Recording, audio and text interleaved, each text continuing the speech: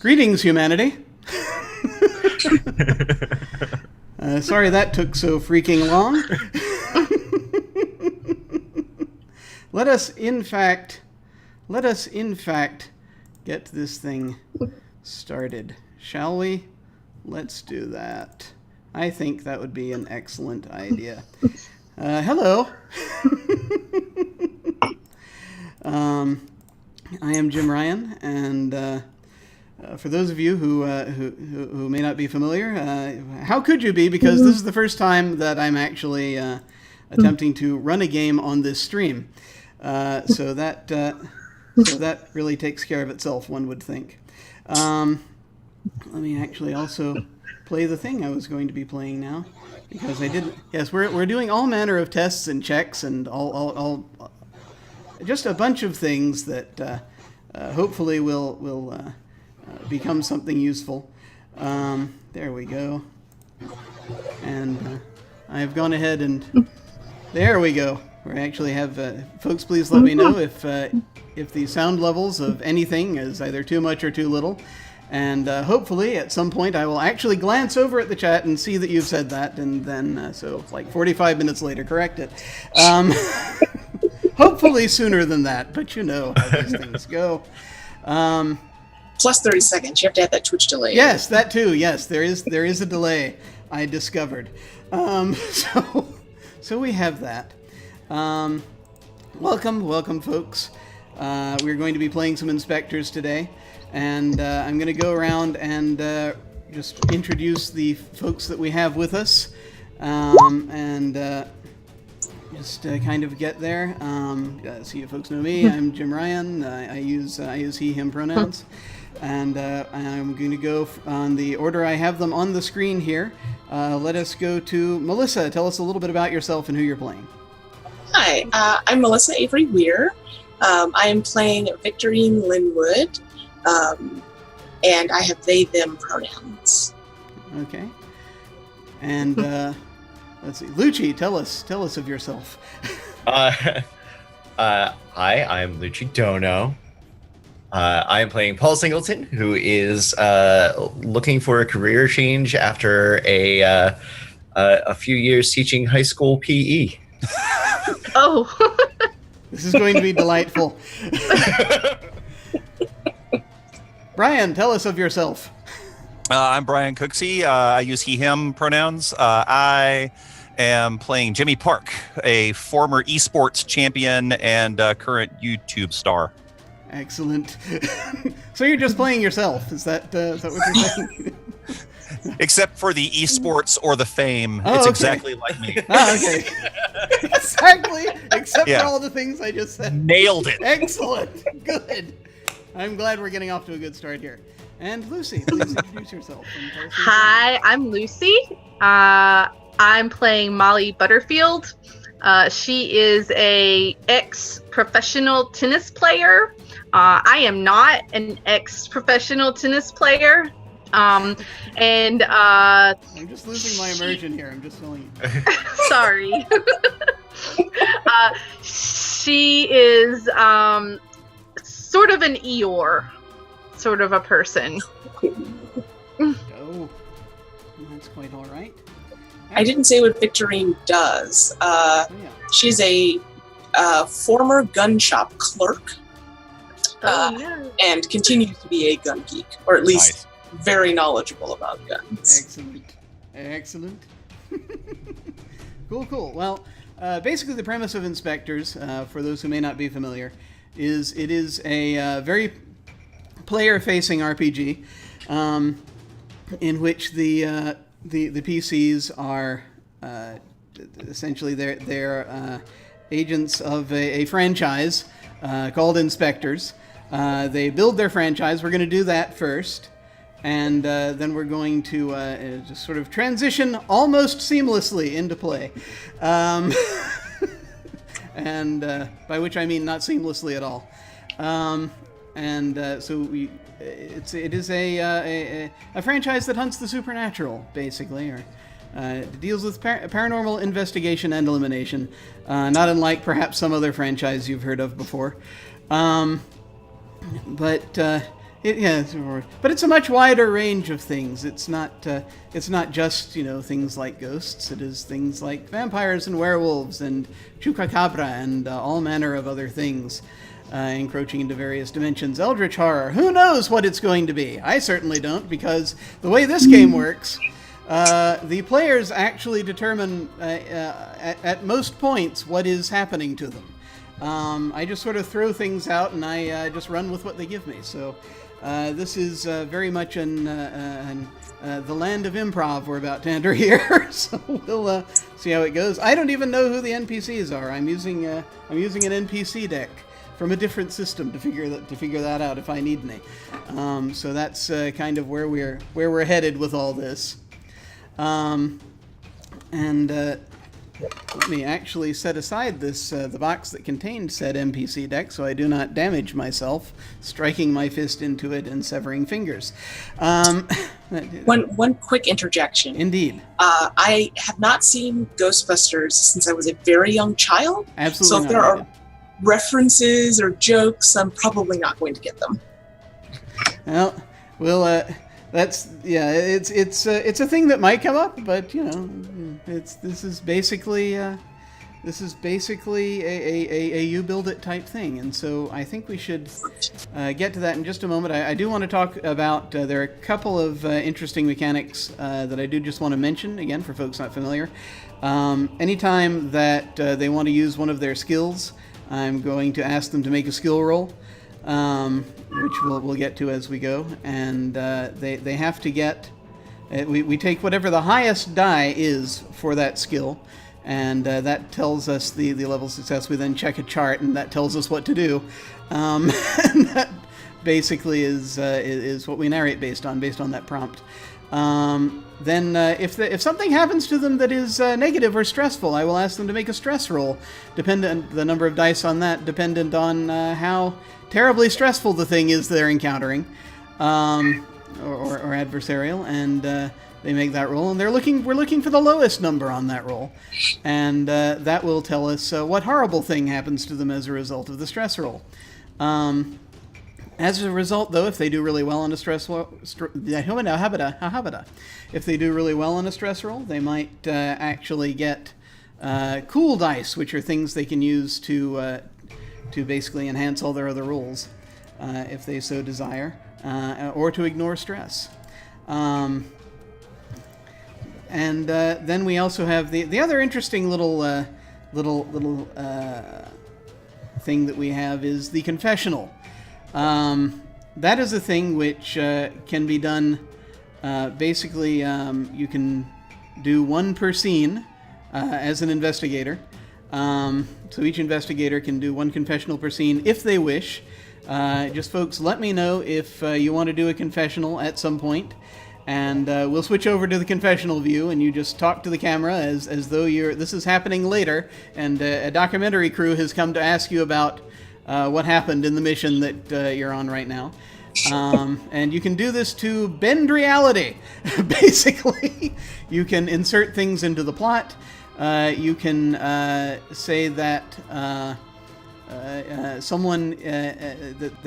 there's something that's going to happen, and so at some point we'll know we'll need to do a thing. If you say that a thing was about to come up, you can also give your fellow agents a particular trait that then, if they roleplay, you get an extra mission die at the end. Basically, this whole thing is determined by number of mission dice, which is, I think, a giant big long mission is 20 dice. I don't think we're going to go quite that massive yet. This is a 10 die franchise, so we're gonna, but 15's not out of the question. So I think we'll do a 15 die mission this time. But then also with the confessional, like I said, you can say that something has happened or that you prepared something that you otherwise didn't prepare. The best possible use of a confessional I think I have ever heard was in an actual play podcast a few years back. Someone, they were facing off against some demons, and all they had were super soakers. And someone said, okay, confessional. Well, luckily, before we left the compound, we remembered to fill the super soakers with holy water. And then, of course, they came back and were able to deal with the demons in that fashion. So it's an interesting, exciting, and delightful thing, or at least that's the idea. And let's go ahead then and get our franchise going. I'm gonna go ahead and I'm gonna be periodically switching the music over to various other things. And again, folks can tell me if that gets weird or annoying or what have you. Let me go to my transition playlist. I have too many things on this playlist. I went crazy. All right.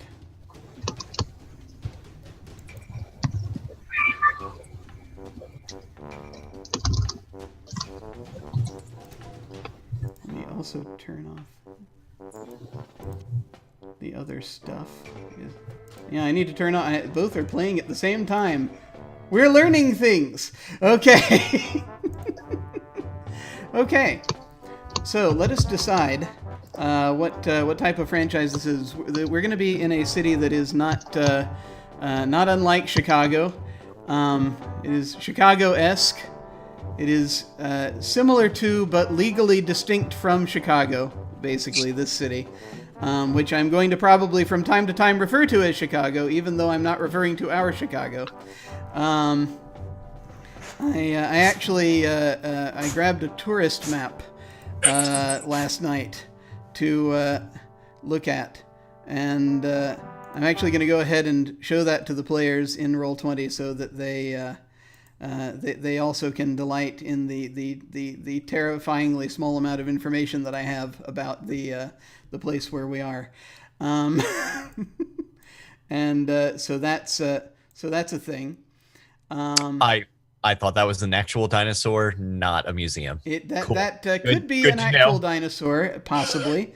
But no, it has a Twitter account apparently, so I think it's real. Influencer T-Rex. Got Yes, it. That's right. That's important. So that's kind of what we're looking at right now. But yeah, basically we have to decide on the franchise. So you have to. So kind of what sort of are we like in the middle of the city? Are we on the outskirts of the city? Where are we, and what kind of business is this run out of? What is happening here? So I'm assuming that InSpectres, I mean, they are run openly, right? It's not like we're hiding what we are. No, not at all. This Okay, is, yeah, we have ads and stuff. Yes, Okay. exactly. Billboards, if you can afford it. Yeah. Stuff on the side of buses, and there's apparently an app coming, but Right. it's I realize gameplay does not entirely support it natively without doing a bit of end work. So I'm not going to make the InSpectres app the Uber app, but I am very excited at the prospect of possibly doing that in a future session. I like that idea. Let's see. So we need something.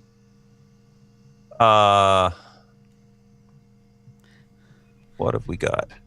So what kind of this could be something that's like out of a back office of something, or it could be its own. It could have its own building. It just depends. I think the less money that this business has to work with, the funnier it will be. I completely agree.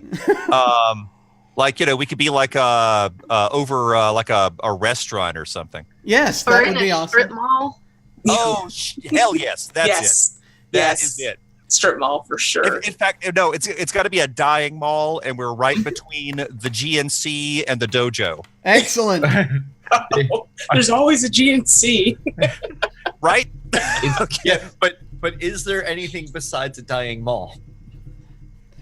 Well, exactly. Yeah, no. Oh yeah, that's true. Yeah, I think that's unless the mall is called Amazon, I think that probably not. No. So that's Oh cool. God, I'm opening up a new mall. Amazon's. Yes. Excellent. That is just what we needed. Okay. Lovely. Okay, I'm just going to switch quickly over to another window just to make sure no one is freaking out that I wrote things in wrong places. I don't think they are. But I worry about these things because these things happen to me. But I think I think it's going to be okay. I think it'll be all right. So I like this idea, dying strip mall. That's that is an excellent place to start. If it becomes relevant, we have to have like that back hallway where like you would be putting supplies, like where shipments would come in. Agreed. But it's an excellent place for like the fluorescents to be out. Or yes, that's exactly it. Yeah. Excellent. That's a necessity. Okay. So what I think we're going to do is we're going to go ahead, and so you have applied for this franchise, and you're each individually basically going to be coming in to talk to the sort of the InSpectres recruitment guy, who is going to just basically it's sort of like let's say. I don't know how business really works, but I'm assuming if you want to open a KFC, you actually have to go talk to someone who's dressed as Colonel Sanders. So that's what's going to happen here. You're going to talk to someone who's dressed as Colonel Sanders. All franchises and have to talk to someone who looks like Colonel Sanders. Welcome to America. Yes, exactly. McDonald's, Colonel Sanders. And which is going to be disturbing. Lehman Brothers, Colonel Sanders. Yes. Right. Which is going to be kind of disturbing because this guy is actually going to be from Chicago, and so it's going to be all that much worse. So you're talking to a guy. You're going to be talking individually to a guy named Arturo, and we will start. Who wants to go in? You folks somehow know each other, and who wants to go in first? Not me. I will. Okay. I will go in first. You're very brave, Lucy. Okay. Yes, right. Brave. That's the word. Let me see. I didn't actually put your details in that one window, but let me see here. Yes. Let me add those details. Really, I'll add those details as we go. Why not? Because we're doing things. I'll pretend I can multitask. All right. Let's see. Yeah, I just fixed that. There's going to be so many things fixed on the fly while this is going on. All right, your agent's name is Molly Butterworth? Yes. Butterfield. Butterfield, sorry. Butterworth. No, wrong ending. Isn't that the syrup person? It is. It is. That was why that was in my head for some reason. It's okay, I really am sweet. My head is full of syrup.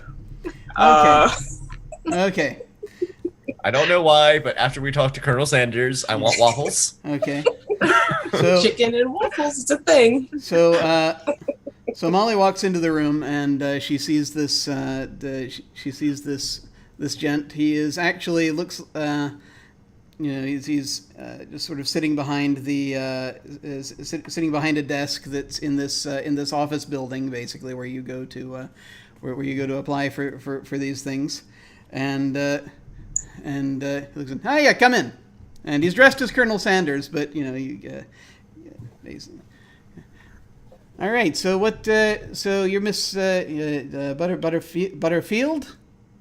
Butterfield, Not yes. Butterworth, and he makes a cross as no. thing. No, Butterfield. Yeah, I keep mixing that up for some reason. I don't know why. Anyway. Everyone does. It's not just you. Oh, all right. Well, that's something anyway. So. No, it's really not. Well, who knows? What do you want? So you want to be an inspector, yeah?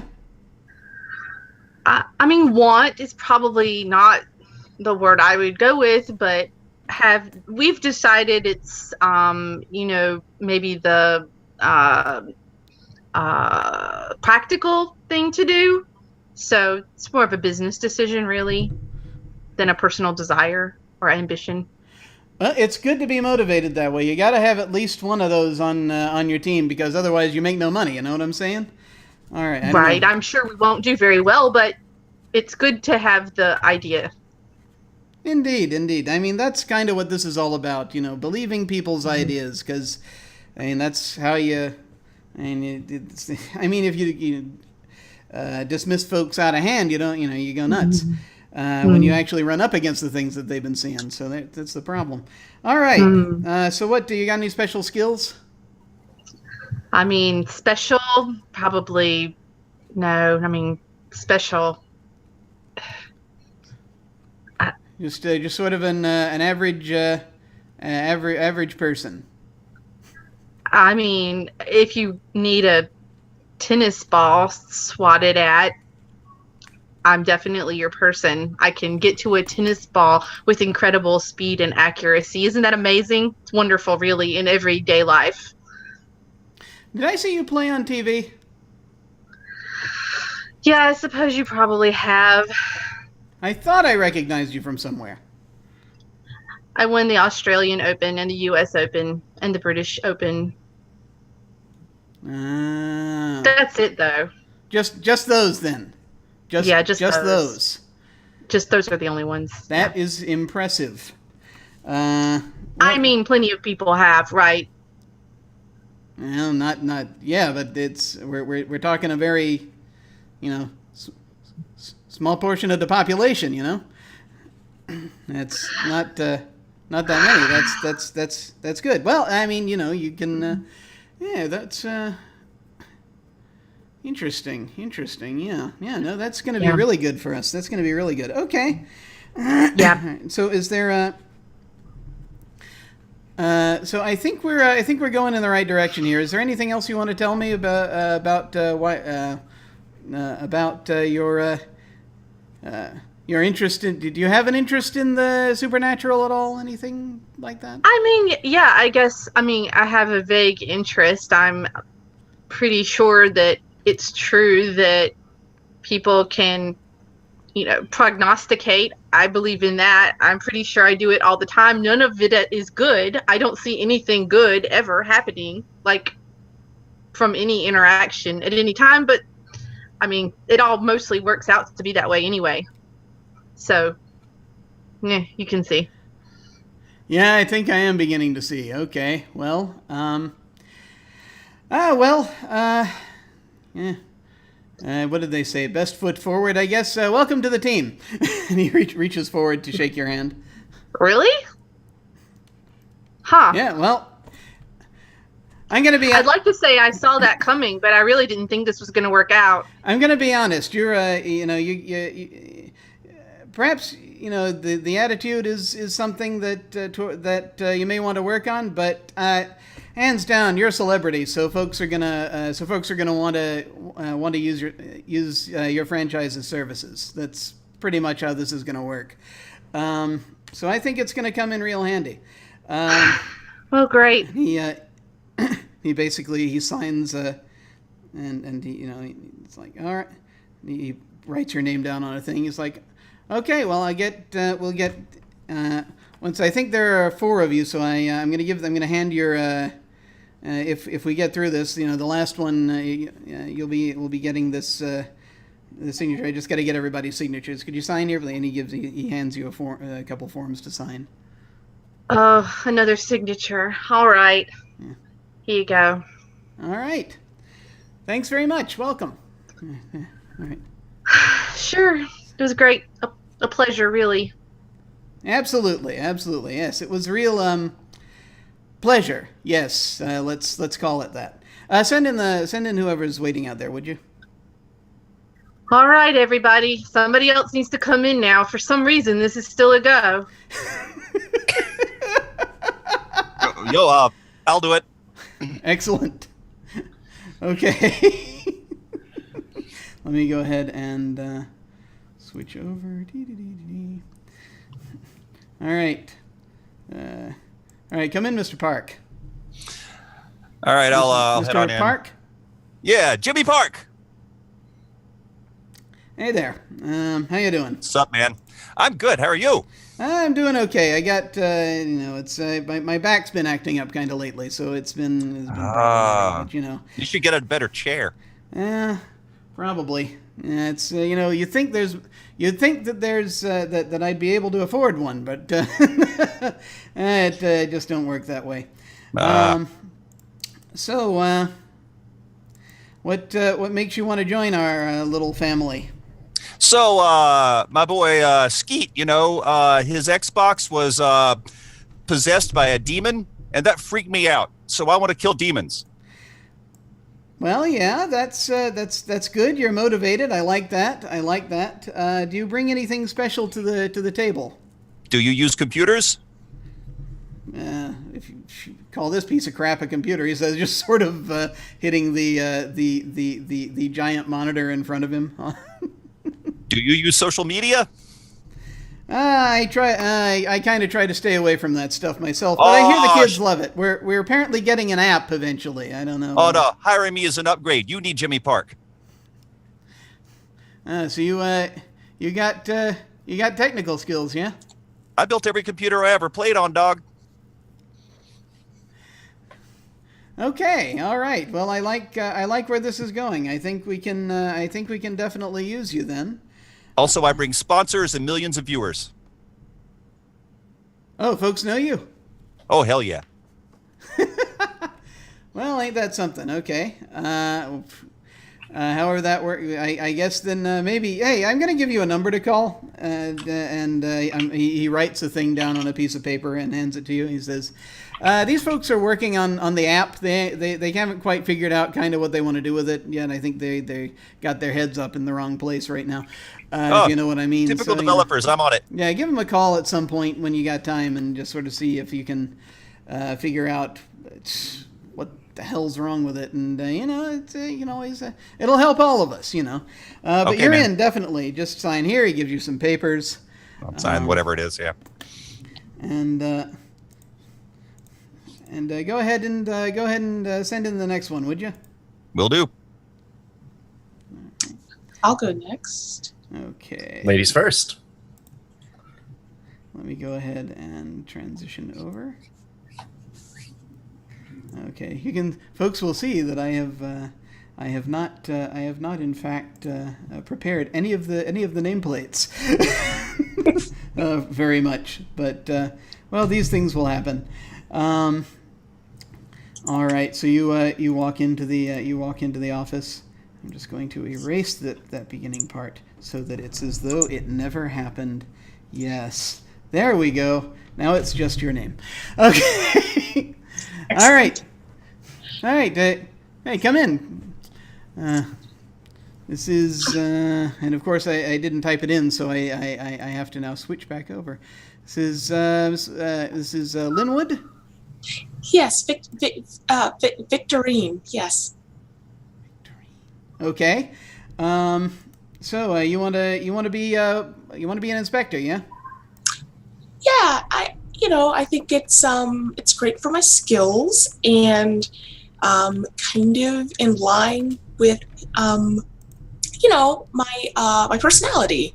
It's good for things like supernatural things. So you got an interest in the supernatural? Yeah, like ghosts and maybe like a Bigfoot or a Loch Ness. Probably not so much. It's kind of big. Yeah, those are kind of big. Yeah, that's Yeah. yeah. Smaller terrestrial things, maybe.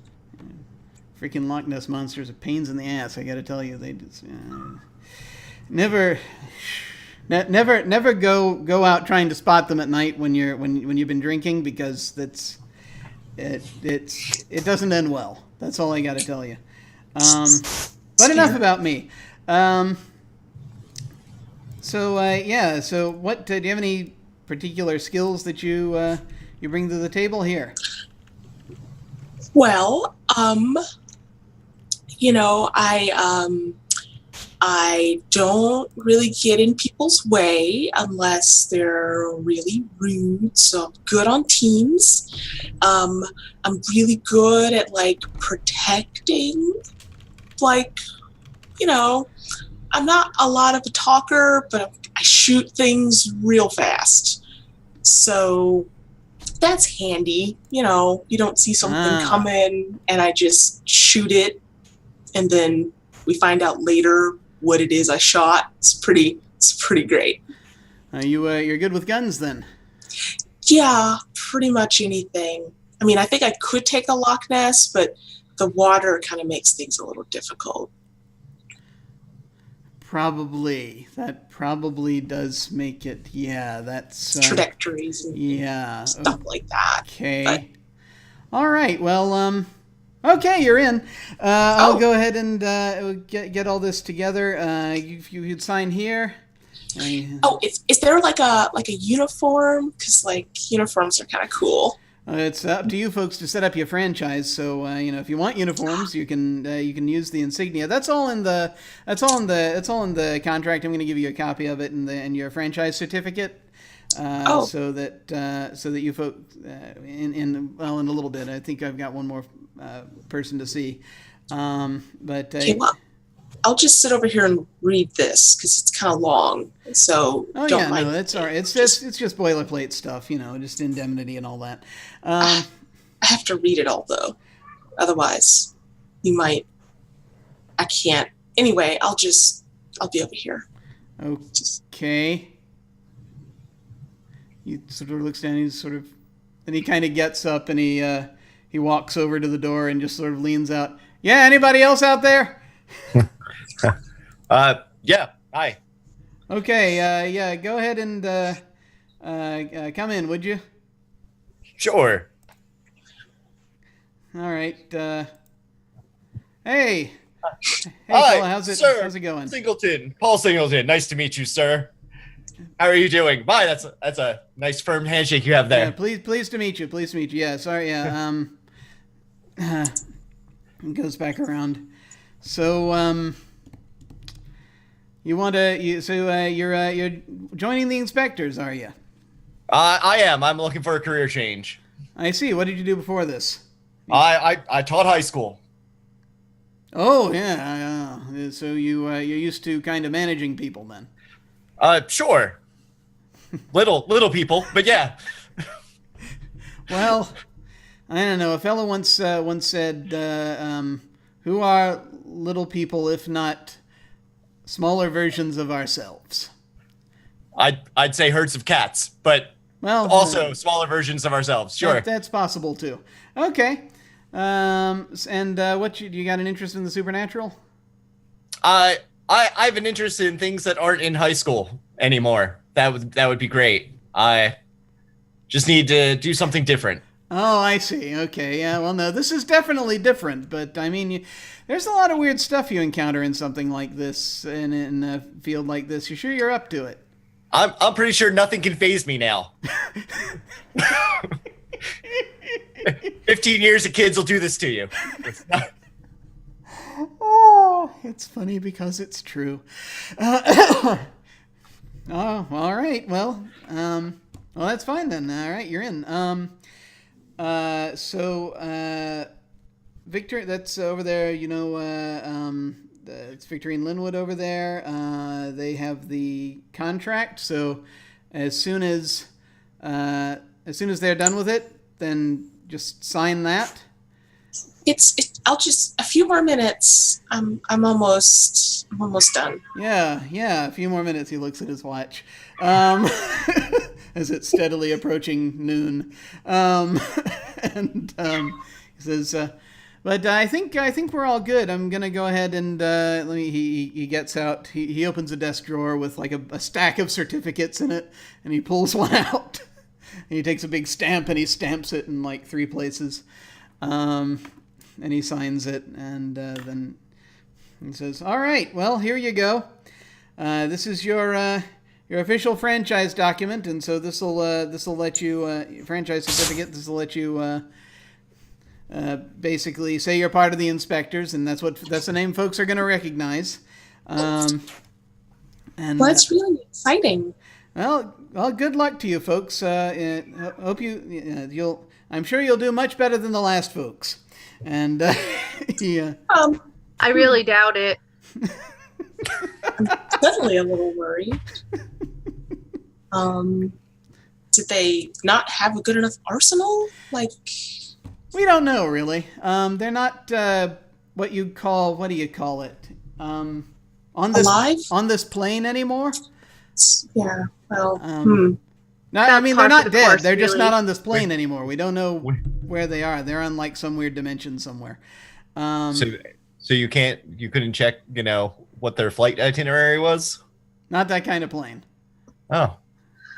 Oh. I mean, the thing is, death or extraplanar visits come for us all, you know. Yes, that's very true. Very true. And taxes. Oh yeah, tell me about That's it. really true too. Taxes too. So a considerable amount of time is spent poring over this exciting document that you've been handed. After a nice long time, just sort of looking over the whole thing, you determine that it's not out to get you per se. It's just mostly don't do anything stupid that how do we put this? Don't do anything no, it wouldn't be that either. It's mostly if you do anything stupid, it's not our fault. That's basically what mostly the contract says. You are responsible for your own actions, and this does not reflect at all upon the InSpectres as a whole, or indeed the head office out in California. The Secretariat will disavow all knowledge. Yes, exactly. Seems fair. So if you folks end up signing the contract, then we move to building your franchise. And so congratulations, you now have a franchise. I'm going to switch over to the franchise window so folks can see the dice that are well, not dice per se, but things that are involved in that. It's you folks can see it in Roll20, and it's basically the thing that folks are going to be seeing on their screens right now is shows that you have a 10 die franchise, basically represented by those 10 tokens to the right of the file folder there. And it is up to you folks to assign those tokens to the either one of the 3 cards or the bank. Let me actually use my mouse because you should be able to see it. So the credit card, if you can take dice from that to enhance your technology rolls. Once you use the dice, they're used up. That's it. You can put dice on the on the library card to enhance your academics rolls, or you can put dice on the gym card, which you can take off to enhance your athletics rolls. And note that there is no card for contact. But if you decide to save some, you can put some dice in the bank, which you would put up over on top of the deposit slip here, and you can use those to enhance any rolls. But there are special rules for using bank dice.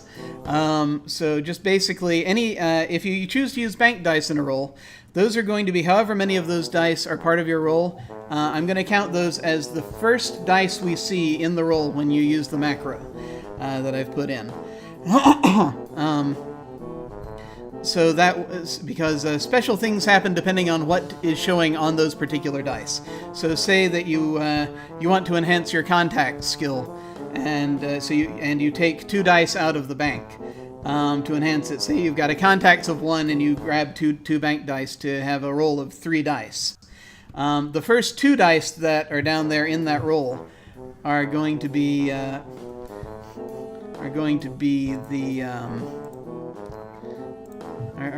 things we're looking for. I'm just going to turn the music down just a little bit, as so that it's not overpowering for folks.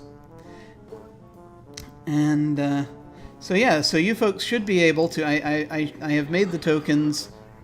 Assuming I did this right, I have made the tokens so that you should be able to grab them and move them around in Roll20. So you folks can decide where you want your resources allocated. Oh boy. Well, tennis pro, gunsmith, Yes. and esports athlete and coach. So why don't we? I don't think we need a lot of gym help. Yeah. We're I mean, not- I personally, my character does, but I'm the only one. So I think we all need to take a good hard look at what we're terrible at, which is a lot. That's presumptuous. All right. well, let's see. The library. that is actually a really good call because we didn't really have any. Yeah.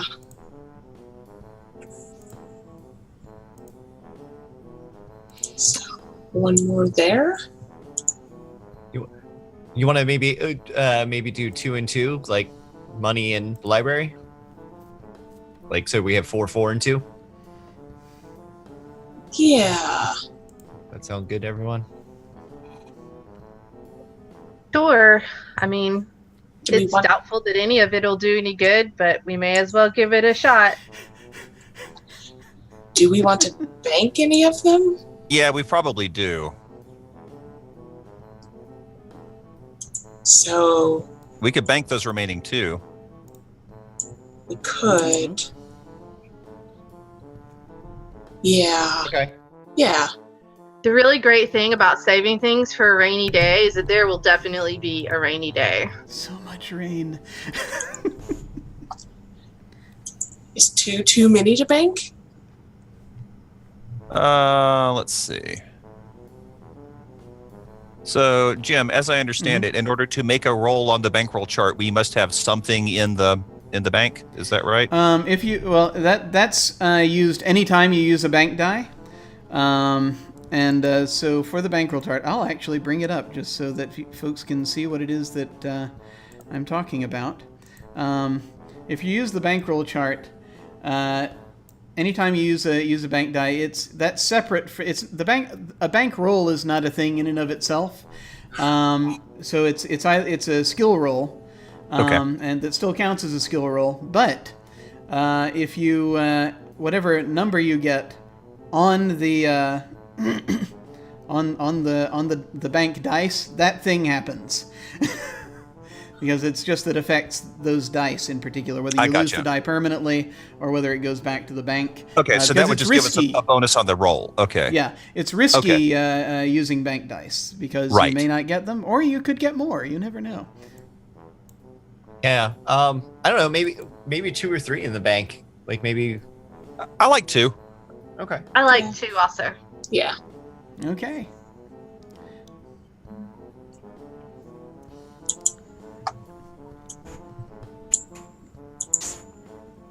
All right. You've got that decided. Also, you'll note the area sort of over to the left where it says mission tokens earned. I'm going to be adding those as you progress. Like I said, it's going to be probably about a 15 token mission, and so we'll sort of just see that as it goes. So let's see. Let's get back to ourselves here,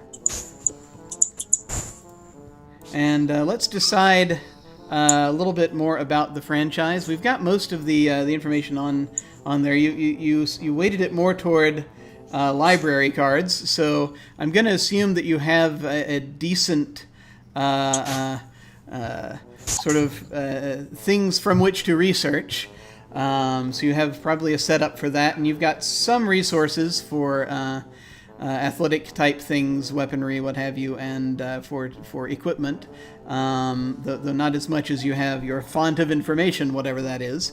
You are in a strip mall between a GNC and a dojo. Occasionally, customers from both of those wander into your storefront by accident. Let's see. Titles. Do you want titles? Everyone loves titles. Titles are good. Okay. So, who wants to be what? You can pretty much make them up if you want, or I can give. I'm pretty sure I need to be CTO. CTO. Okay. And social media director. Probably. Okay, let me go ahead and let's see what happens when Jim tries to change the badge titles. Yay! You're badge 3. Okay, so this is CTO, and what was it? Social media director. Yeah, I don't know if that'll all fit, but we'll see. It could all be covered under CTO. It could be. No, I'm going to try to cram it all in. I recommend social media be abbreviated to SM. Yes, Because that's how it comes back. Yes, that's how your badge SM comes back. director. Yeah. Perfect. Yeah. No You're doing connotation at all. Perfect. Excellent. You're the SM director, That'll work. which obviously stands for social media. Why would anyone mistake that for anything else? Okay. I can't imagine. I can't either. All right. Anyone else want titles?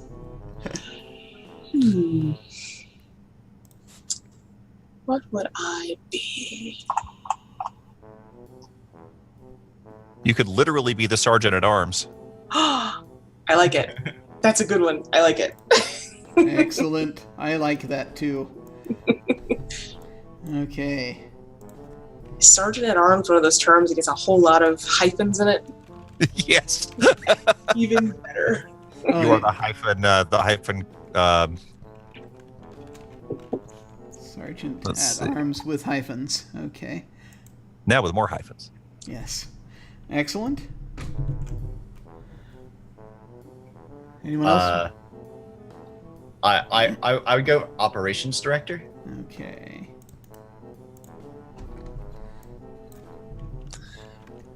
I need help. I need help. It's an unusual title, but we can work with that. That sounds like CEO. Yeah, that Yes, does sound. yes, Well, it they just- wanted you to be the face of the company. All right. Or HR. The most dour CEO ever. Oh no, HR director sounds just about perfect. That's good. So do What's you- your career development? Right. I don't think that's a good fit for you. Right. So do you want to be? Well, I'm pretty sure you're up for a review, but we're all gonna die tomorrow, so whatever. I mean, I mean, what'll be the point of putting through promotions at this time? What? What title? Is it CEO or HR director? I'll go with CEO. CEO. Okay. There you go. The most ambitious words we've ever heard from you. Well, that was out of character. Yes. Out of character, still depressed about it. Both out and in character. Okay, excellent. Cool. Well, there we are. Yes. Why am I even? Well, just in case. Yeah, I'll go ahead and update it on that too. Just because it amuses me to do so. Okay. So we are. So you're pretty much set to get your to start getting clients in. So I'm just going to go to ambient music because this is a pain in the ass trying to cover everything with music. So I'm going to go ambient background. Ambient background something ambient something else, which hopefully will be quieter. And let's go ahead and go to. I know what I'm going to use. I know what I'll use. I'll use the noir procedural. Let's see how that sounds. Seems fitting. All right. Which isn't really music so much as bits of it, but we'll see. Anyway, welcome to the Roll20 music critique. Okay. So, an individual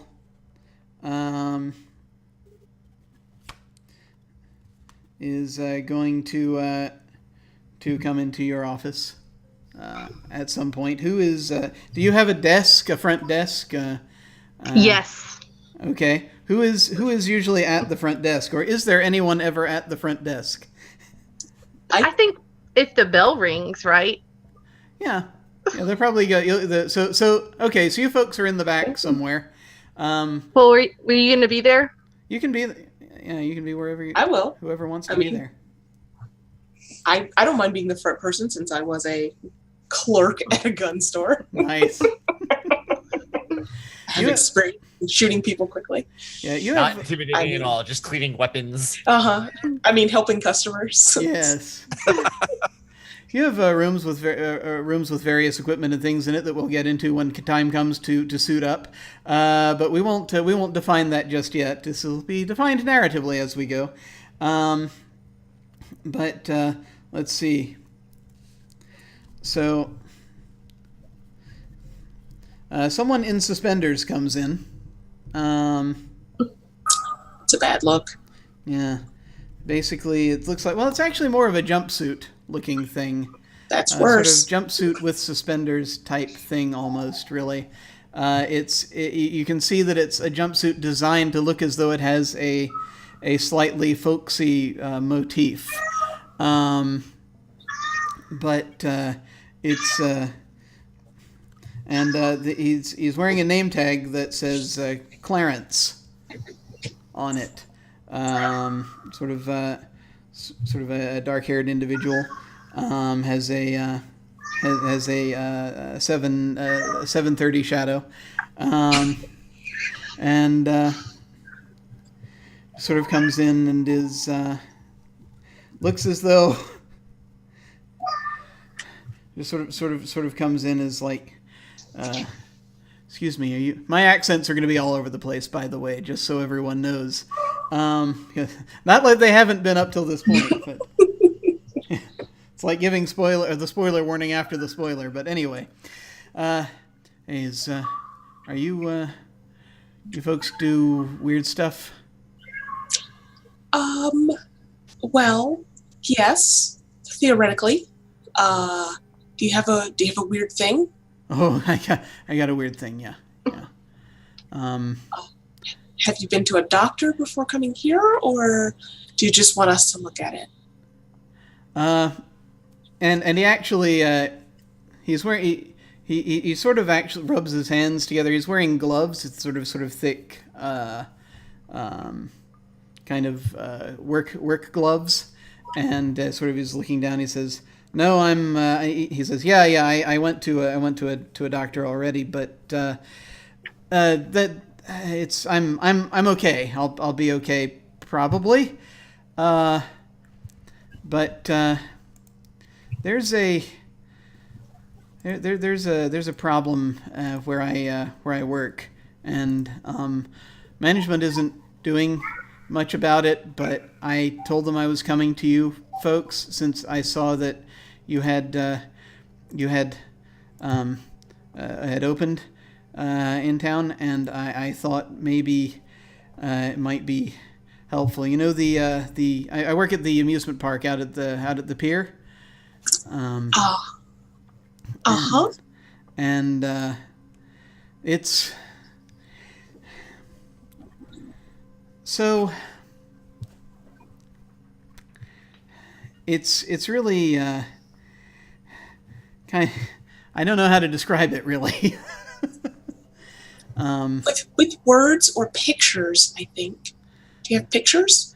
I got one, and he takes his phone out, and he says, "This is all I could see. This is all I managed to do. I took this before I went up to them." And he shows you a picture on his phone of, it looks like someone standing on the beach facing the water, stepping into the water, but they're kind of on fire a bit, it looks like it's not a very good picture, but that's kind of what it looks like. They're sort of on fire with a sort of a weirdly colored flame, maybe a sort of a slightly bluish tint to it, and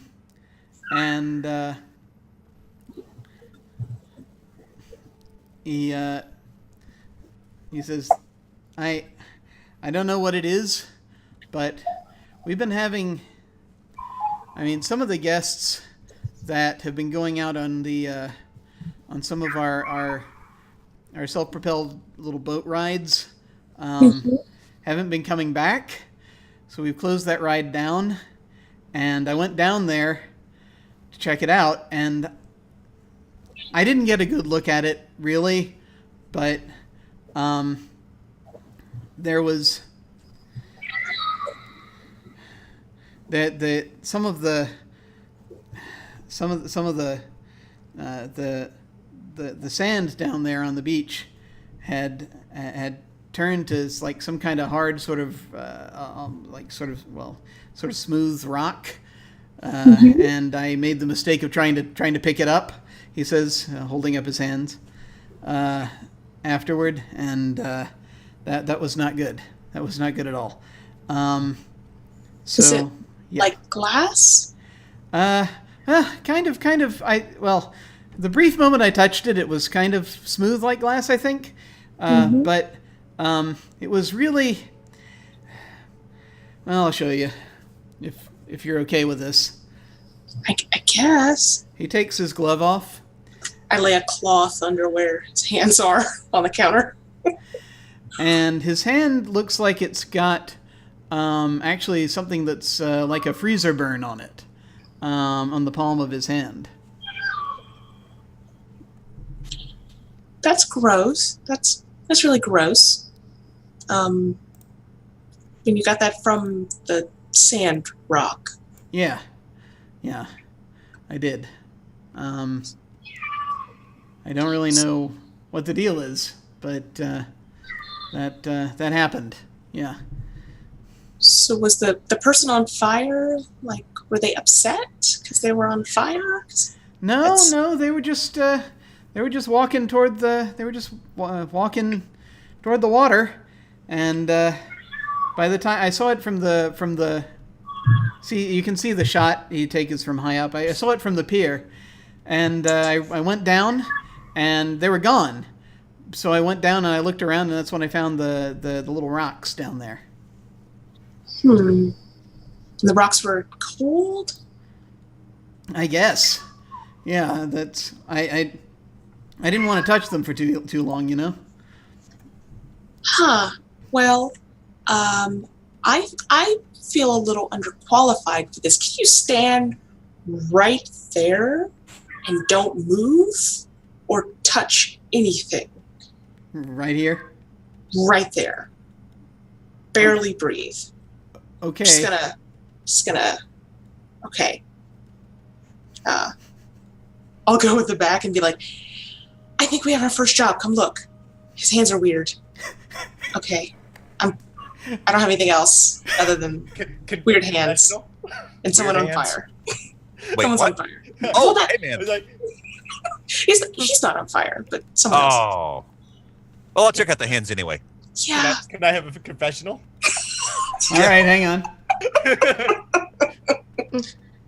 All right. And confessional. So, I didn't know about everybody else, but I was really excited. So, I didn't even pay attention to see how many people were behind me when I ran to the door and just peeked my head around the corner to look at this guy. Who would come and be our first job? I don't even think we've advertised yet. And then... Oh, that's it? Okay. Yeah. All right. All right, sir. Transition back. Note to self, press the transition button when the confessional starts, not halfway through it. Okay. It just makes it a professional. Professional, yes. So, So I run to the door. so you run to the door. You see this guy basically in a weird sort of jumpsuit / overalls. He's standing very still right by the desk.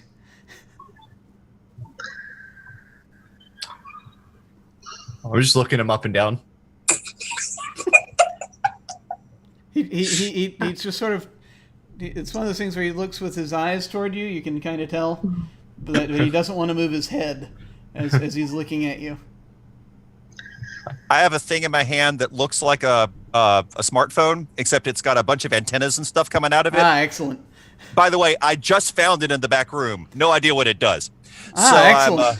I'm just waving it at him. Okay. Every now and then it makes a sound. Okay. Do you want to use this device to determine something? Sure. Excellent. I think now is the time to make your technology roll. Then.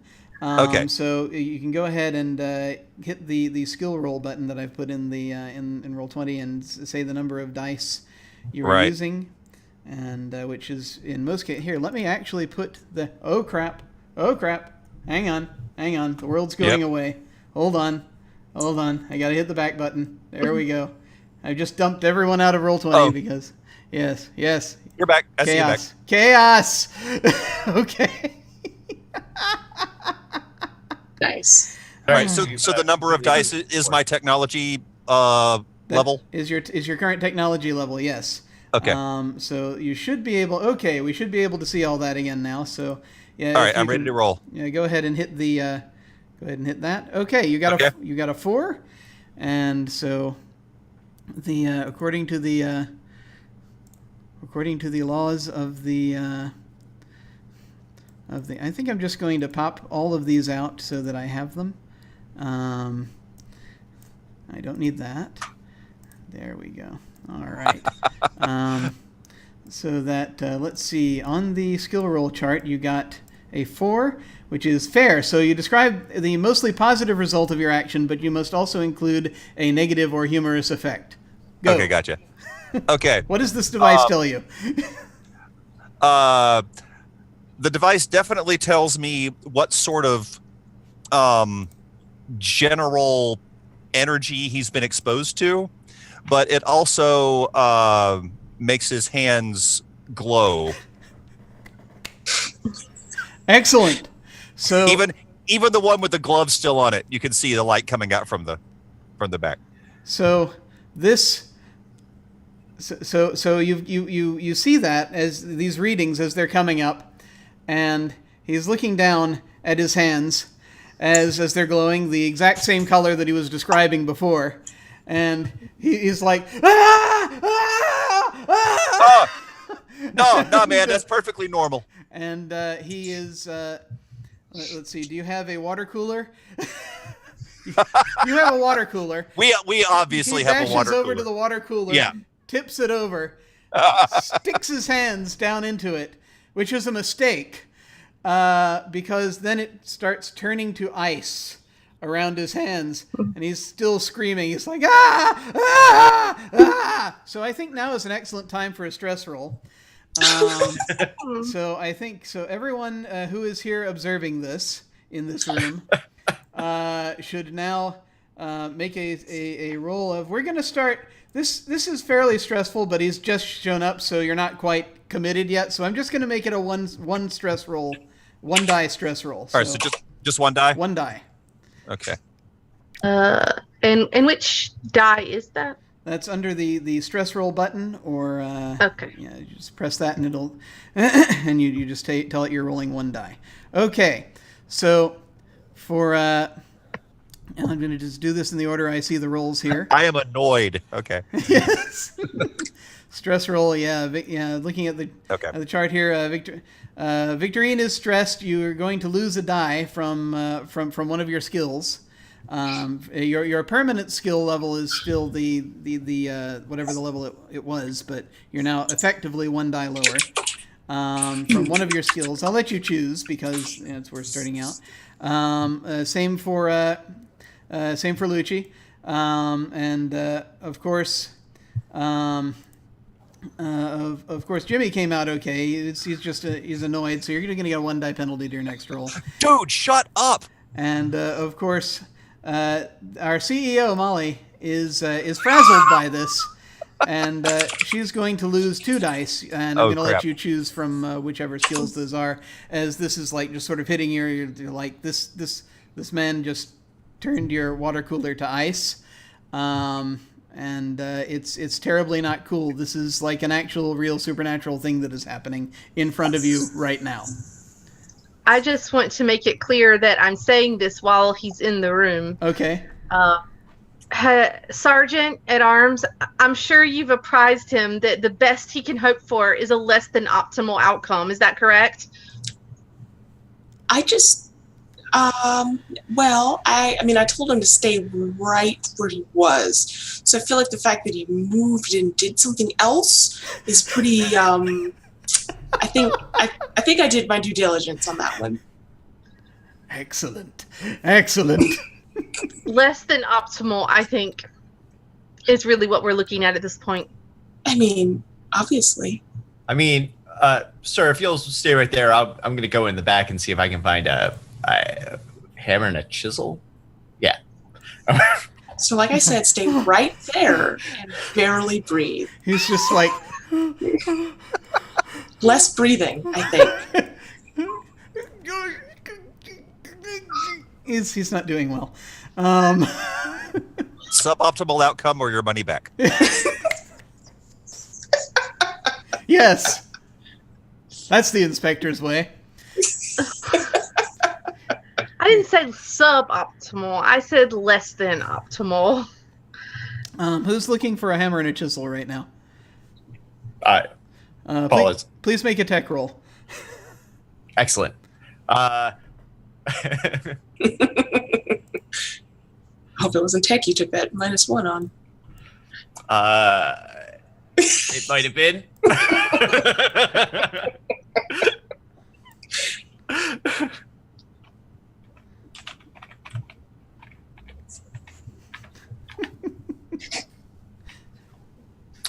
What? Okay. Could help for more than average. Okay, 3. So you find a very old. But when you're making the tech rolls for equipment, it's really you don't have the necessarily terrible things happen to you, but it's and it's not really, when you're rolling for equipment, it's not really going to help you get franchise dice, but it tells us the level of equipment you can get. So if you'd rolled a 6, you would have gotten like a supernaturally awesome thing that removes ice that was just sitting back there. But instead, what you have is a very rusty hammer and chisel that look like they will probably work. They're probably very old, but it's not going to be pretty. I'll just put it that way. Good. So it's something I'm familiar with. All right. Yes. something old, rusted, worn down, and beaten. Exactly. So you come out and you start chiseling away. Yeah. What's everyone else doing?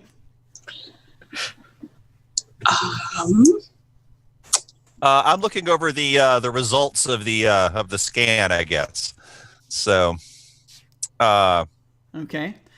So what was it you determined before about it that you just found out from the initial scan? the general type of energy that he was exposed to, so we can it'll give us something to go on for actual research. Okay. So are you gonna like go in the back and start doing research based on the readings you got? Is that? Yeah, I think that's the best move right now. Academics time. Make a roll, please. Hooray! Okay. Now, do I add our library dice to this, or is this only if you're using them? If you are permanently using your library dice, then a library die, then you may do so. all right? So let me know. If I use one, I just slide it off the library card. Yeah, go ahead and slide it off, and I'll delete it in a minute. All right, I'll go ahead and do that because There's a that lot seems of stuff on the screen right now. this right now seems slightly important. So Okay. I'll do that. And also my let's see, my academics should be 2. Let me double check though. Yeah, sure enough. Okay. So, all right, so I'm rolling 3 dice now, right? My 2 plus the one that I slid That's over. right. Yep. Okay. All right, on it. All right, coming up. Oh, hell yeah. Okay, excellent. So, it is an amazing result. You gain. This is enough information for you to gain 2 dice, or rather 2 tokens, I should say, 2 mission tokens. So let me go ahead and pull those up and drag a couple of mission tokens out. Yeah. Okay. So 1 mission token. My God, these are huge. I'm going to copy and paste. That's what he said. I know. They are huge. Huge mission tokens. Massive tokens of missionary. Okay. Go ahead and then tell us what wondrous thing you have discovered and how you discovered it. Let's see. I'm open to suggestions on this, but right now I'm leaning towards Vengeful Ghost. Anyone else? But clearly, like, we're looking at something cold related. So from what I'm looking at in our it's like the one good thing we have is this surprisingly robust database of supernatural phenomena. Yes. So I'm apparently just managed to hit the right search terms, and what we've got is we're looking at clearly Vengeful Ghost. And actually, am I the only one back here, or did anyone follow me? Otherwise, I'm just reading what's on the screen. I will have stayed out front. Okay. I'm also out front. Okay. In that case, I'll just. Yeah, I would have, but I'm chiseling. Yeah, you're chiseling. So okay, I'll do this and come back and report. So I'm out for a few minutes, and then probably about halfway through the chiseling job, I return. So it looks like somebody really pissed off a person that was alive, and then that person died and stayed so pissed off that they came back and brought so from what I'm reading, there's a whole bunch of places that are not here. One of them is super cold. This person came from there, brought the cold with it, and then really messes things up when they touch them. So this is the type of ghost where that started the whole, when a ghost is near you, the room gets cold. It's that type. Yeah. That checks out. Apparently, except this one has that on steroids. Someone who's experienced that level of rage and anger, it can only be a former employee of InSpectres.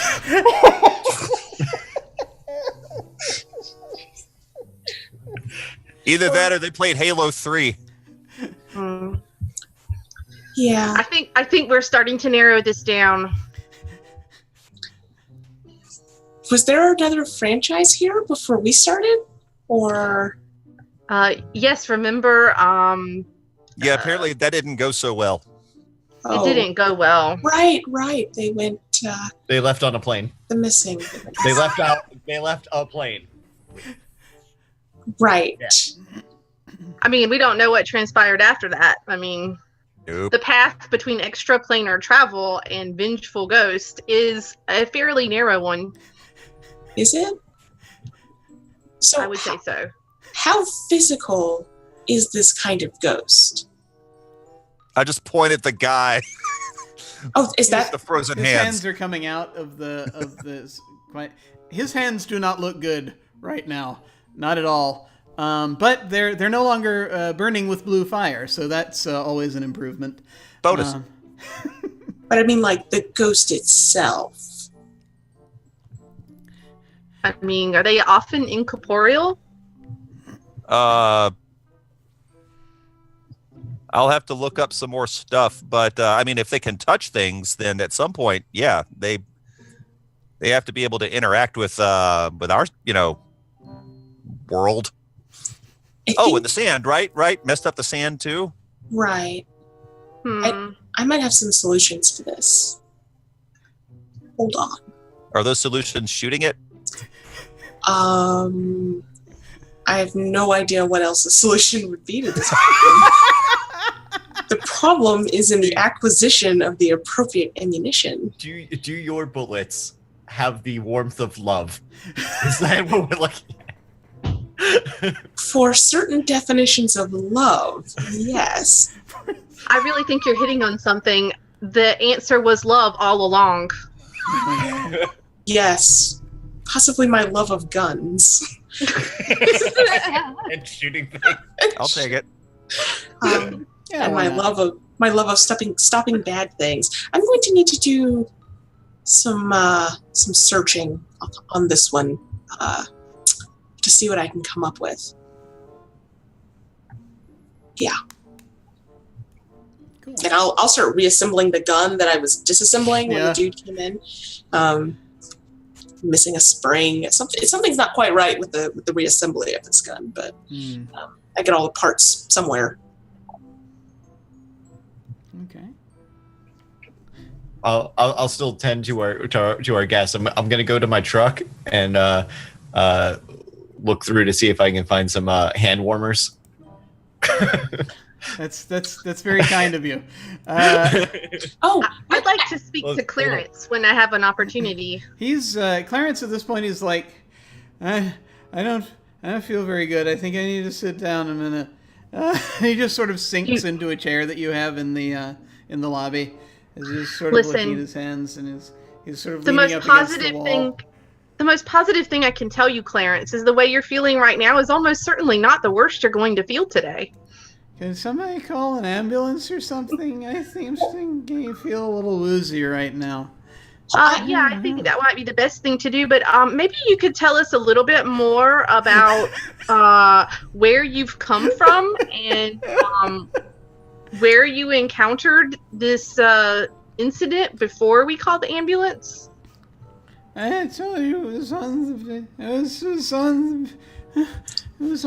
beach. It was on the beach by the pier, at the back of the carnival. I'm gonna go ahead and call. People disappearing. I went out and looked, and where we got the boat rides, and we shut the boat rides down, and I went out and looked, and the thing was on fire. Oh God, hands. Yeah, we have a guy who's really sick in our shop, and maybe you could just come get him. Like, it's not great for business. Yeah, like, I forgot our address. We're really new. Oh, Everything- here it Tell is. them we're by the Yeah, just look for the remember GNC. the mall. The strip, Just look for the jeans. the strip mall with the GNC. You know where the Foot Locker used to be? We're right above that. Oh my God. So. Okay. So our intrepid agents get someone to come and get Clarence. He will try feebly to answer any remaining questions, but he's he's useless at this point. But he told you pretty much exactly where the thing is that the problem is. And so what this leads now to is what do we think your next move is going to be? Inspecting the beach seems like if we can, assuming we can get access. Yeah, agreed. We'll have to head to the park. Okay. So do you want to gear up first? Grab any bits of equipment that you want to bring with you? That seems like a really good idea. So, like, fortunately, the previous group of agents did leave some stuff here, including Yes. my awesome scanner. So I need to also find. I don't know. I've seen movies. I've played so many video games. There's got to be a lot of.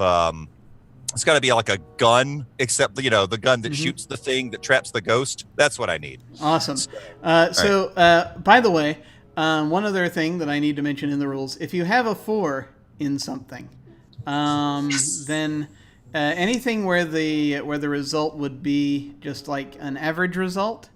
If you're happy with that, you don't necessarily actually have to roll the skill to get just like an average result out of something. Oh, okay. Yeah. You don't get franchise dice out of it, but it's like basically you can just say it's as though you rolled a 4, pretty much. I gotcha. For the most part, but only if you have a 4 in that skill. Right, but you can't get less than a 4, so that checks out. I Yes. see. Okay. Yeah. Right. So okay, so you want a gun that shoots out something and grabs a ghost. Is that Yeah, what I think that's what I need. I think I need like a ghost lasso. Okay. So go ahead then, and this is a technology roll. Make a tech roll to see if you find a ghost lasso. On it. Okay, let me get over to the roll thing. Yeah. And actually, I'll tell you what. Before we do this, since we're about halftime anyway. We're gonna go ahead and take a quick break. We're gonna for various things for like about 5 minutes. Okay. And then I'll roll when we get back. Exactly. And we'll think about what equipment you folks want in the meantime. Yeah. And we will go on break. We will see you folks shortly in about like 5-10 minutes. Take care. Awesome. And trends.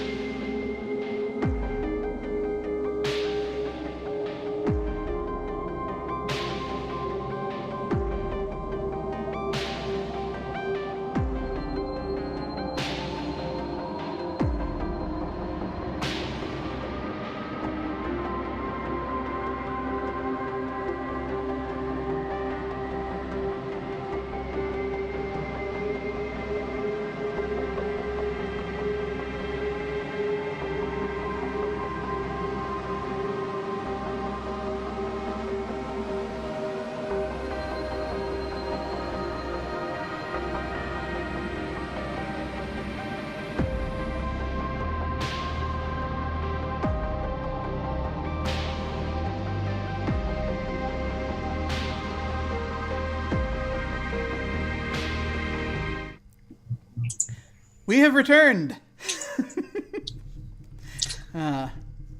And we are now once again.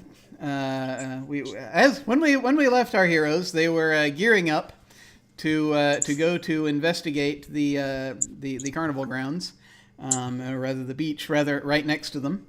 But before they do that, they have to grab stuff from the back room, and I believe that everyone is in the wrong place on my screen now, so I have to fix that. Yeah. I'm Paul Singleton. Yes, also everyone known as is Paul everyone is someone else. Ableton. Yes, everyone has I'm now actually changed in the right place. their identities. Man, Yeah, let me go ahead and fix that, because that's I just noticed that. Wouldn't it have It's been a nice if I'd supernatural looked at attack. that before I clicked the button? It would have. Esports professional here. Yes. We're now playing each other's characters. Let me go ahead that's and cool. That means I get guns. All right. It's a cold body switching ghost. these Damn things it. happen. These Oh, things man. they happen. Let's see. Would it be faster to switch the cameras or the titles? I think it'd be faster to switch the titles, so I'm going to do that. Okay. Because thankfully, those are not nailed down. So, the Sergeant of Arms, Victoria Linwood, is...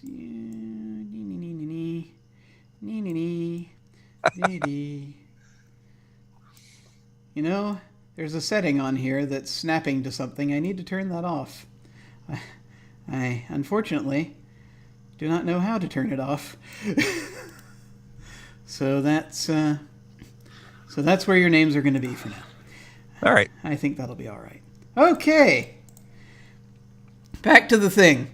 Okay. Now that we've reestablished our identities, yes. So Jimmy Park had a thing he was looking for. What was he looking for? A ghost Right. lasso.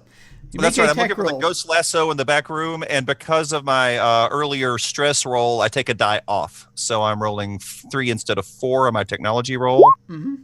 and that doesn't matter because I got a 6. Okay.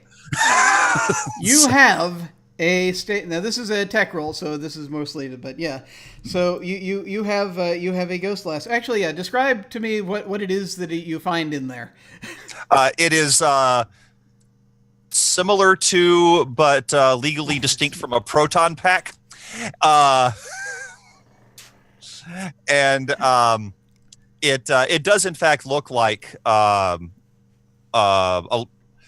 bulky backpack with basically the stuff coming out of it though is like twin bug sprayers. So instead of a rifle configuration, what you do is you sort of triangulate. You get those on either side of the entity, and then zap it from both ends. From both ends with And the then- guns. Okay. Right? Yeah. So it's sort of a pincher effect. Trying to do it that way. Okay, but they're both, the guns are both like attached to the thing. Right, with hoses. Yeah. So you just sort of, I guess you just sort of are double barreling it when you're doing this, or Exactly right. Okay. So you try to line it up exactly right to get the ghost grabbed. Gotcha. Okay. Cool. All right. So you found a ghost lasso. Anyone else want something? I would like to look for a sort of like combat environmental suit Ah, nice. in case I need to tackle it. Okay. Go ahead and do a tech roll for me.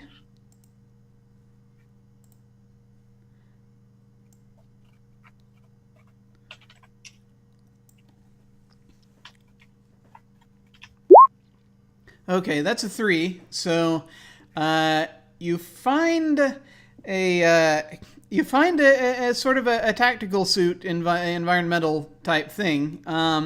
It's basically a glorified set of fatigues. That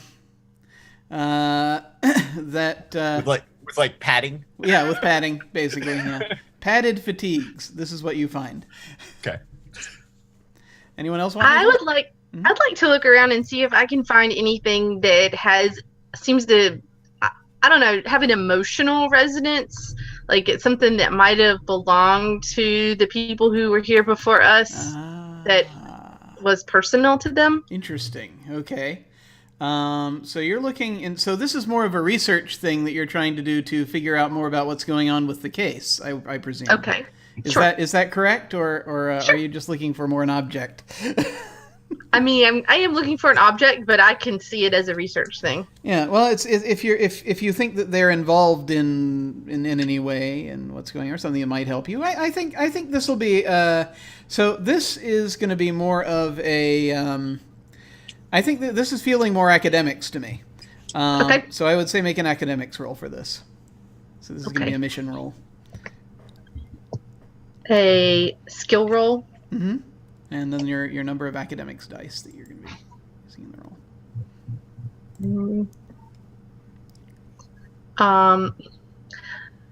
So what if it's 0?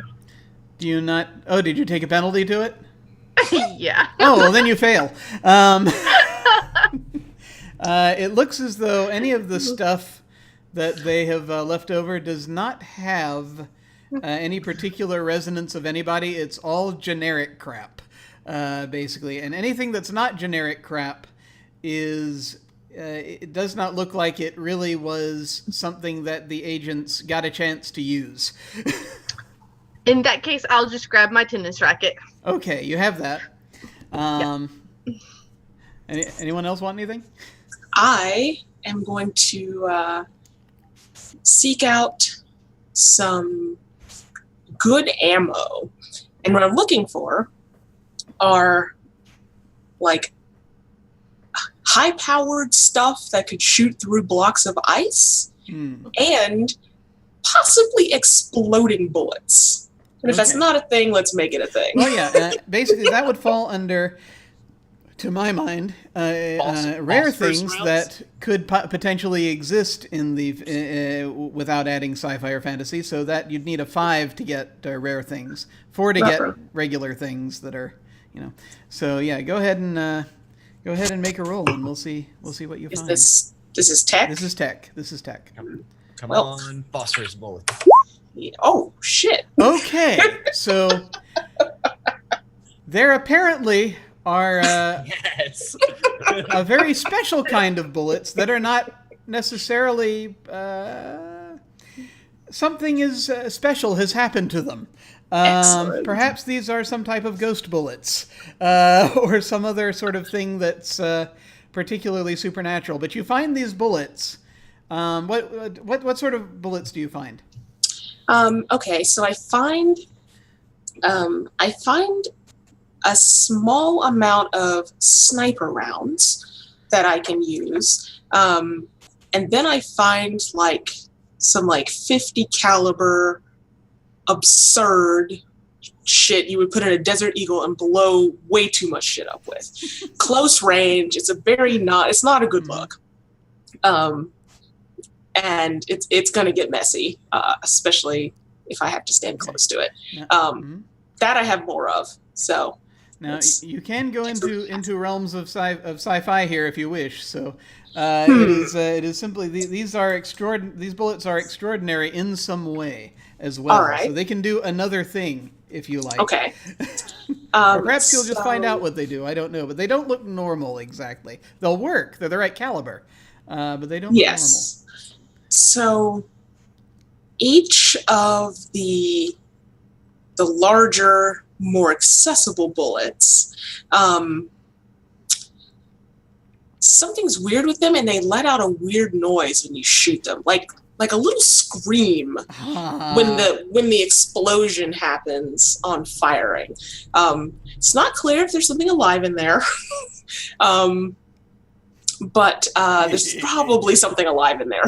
Excellent. And if you hold one of the sniper rounds to your ear, it's a little burble of noise. You know, like when you hold a seashell to your ear and you hear something, you're like, oh, is this the ocean? It's not the ocean, but it might be a burble of voices. These might be ghost bullets. They might be alive bullets. It's unclear. But I have a whole set of them, so you have screaming rounds and whispering rounds. That's good. Yes. Awesome. Okay.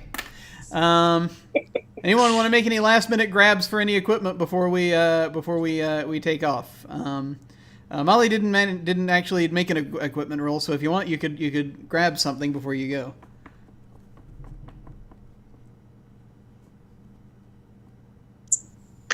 party. I will grab some office supplies. Okay, you have those. You don't have to roll for that. So you've got Okay. office supplies. You now have A winter hat. many things that that you have. You have all these staples and pencils and pens and various other and stamps and things like that you need to do your officery. Okay, so you folks will head out. You are heading to the. You are heading over to once again the site of the carnival. And so let's see. He says, let's try playing this track and see what happens. Okay. And as you are doing so, that's just an ambience track. We might not hear anything. We don't know. Technology. Okay. So you get to, you drive out to the pier. And let's see. As you're, who's driving, by the way, and what type of vehicle do you have? I'll drive the truck. It's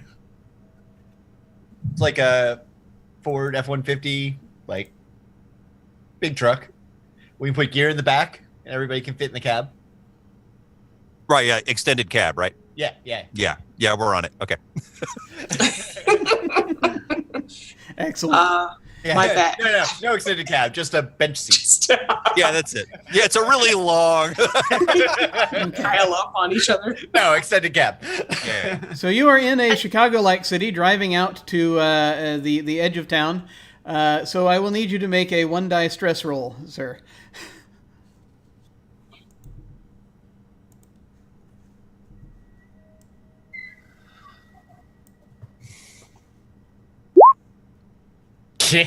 Okay.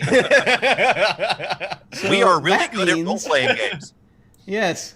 That you Well, rolled a 6, so that means and that that's my role for the game. you get you gain a point of cool. So you note that you have a point of cool. This means you can use it to ignore 1 level of stress dice, Nice. or you can use it. You can spend it to gain back a stress die that you've lost at this point. So it's you can use it either way. Okay. So note that. You're fine. You're just fine as you you're heading through. You're weaving through traffic like an expert, despite the size of your vehicle. And eventually, as you're heading toward the pier, you see this Ferris wheel rising up on the horizon, and you see various tents and other things that are in this version of the carnival at the pier that is legally distinct and completely separate and fictional from the place that this might tangentially have been inspired by in the real world. He said to those watching who have been there, because I have not. And you get there. And you are in the, you have to go through the, you have to park in this special sort of lot by the festival grounds, in order to avoid towing. Just sort of walk your way into the festival grounds. So you are. I park in that closest spot right next to handicap parking. Ah, yes, you manage just as you pull in, just before someone else takes that spot. You manage to Nice. pull right in, and because it's like the only spot that could possibly fit the vehicle that you have with you, with the extended cab. Make sure you take up 2 And spots. it works perfectly. And back in. Yeah. Ah, I gotta use the most out of this roll. such an evil party. Party of investigators. Terrible. All right, so let me go ahead and see if perhaps I might pull up a table of random things one finds at a carnival. And what would you like to do? Well, I think maybe we should make our way to the pier, as bad and unfortunate of the events that will likely transpire there, maybe. It's going to be great. Absolutely. Yeah. I'm following the CEO. Excellent. Then I will make my way toward the pier. Excellent. So you sort of go through the. There are people. There are face painters, and there are people on stilts, and there are shooting galleries and skee ball areas, and a phenomenal amount of skee ball is played here, and various other arcades and what have you, and eateries, and all the usual sorts of things that one finds in a place like this. And eventually it gets quieter as you head out toward the pier, because I am imagining that they have cleared that area a bit so that it's not as horribly gaudy as the rest of the tourist areas. At least it is in my imagination. And so you eventually make it out to the point that you are at the pier, and you are looking about. And what would you like to do? You see this big pier with a couple of buildings on it, and at your end, stretching off, there are. This used to be a naval pier, so there are some old Navy boats nearby. And not clothing stores, actual things from the Navy a while ago. And then there's a section way off that you can just barely see that's been roped off. That is probably where people were supposed to get onto the smaller propelled boat rides, and that is where we are right now. What would you like to do? So I immediately squat down and open up my case. It's not a guitar case, but it's just clearly a long, like, sniper rifle-y sort of thing. And I immediately start setting stuff up, both varieties of guns that I have, and start tucking them in various places or strapping them on my back. And by the end of this, I'm looking like something out of the Expendables movie. Excellent. Way overkill for one little ghost. Very cool. While she's doing that, I'm over here going, yo, it's your boy J-Shock. I'm live streaming. Excellent. On my first mission with InSpectres. And then just, Okay. Please. Who are you Please make a talking contact roll for me if you wouldn't mind. Will do. All right, let me get over to the thing.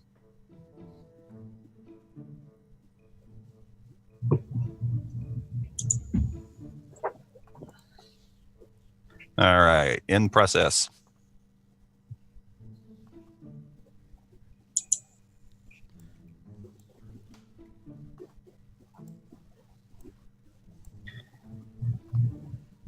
Okay, I got a 4. I did not get a 4. Wait a minute. Oh, interesting. Did you roll I did as get a 4. victory? Yeah, fair enough. I see what it's doing now. I did get a 4. Okay. That was you. It's not out of body stuff. It's still happening. Still happening. It's Freaky Friday now. Okay, that's fair. So you get a mostly positive result, including a negative or humorous effect from having from streaming all this. So this you're getting some degree of audience reaction. What's happening as a result of your making this stream that you can see right now? Well, first off, yeah, it's clearly, I have a feeling for good or ill that more people are going to show up at the park right now. But also, I think humorously, not all of the people that are showing up are still alive. Okay. Hold on. Wait a minute. So you're getting... I'm not saying they're going to harm us or anything. I'm just saying, like, maybe some ghosts are watching my stream. Yeah, so you're getting some comments from people who apparently are deceased. Right. Basically. Well, happens. That's entirely possible. That's entirely Well, possible. this is Chicago. I mean, Chicago. Yeah, that's so true. you know, if dead people can vote, they can watch my stream. That's true. That's true. Yeah. Big Jim Colosimo really appreciates your style. Thanks for the resub, Big Jim. Yeah. He really likes what you're doing. He thinks you're going places. Just, Nice. never buy a restaurant. That's the important thing. Right. So anyway, gangster history. Okay. So what are the rest of you folks doing?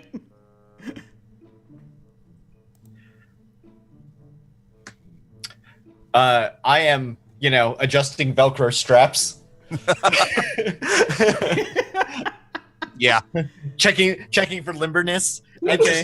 just like unwittingly, like in the background of his stream. Just Oh. I straight pull the butt crack out a little. Oh, like God. Oh, no. No. Sadness. I think that continues on with the unintended humorous effect. Yeah, I think it does. I think it does.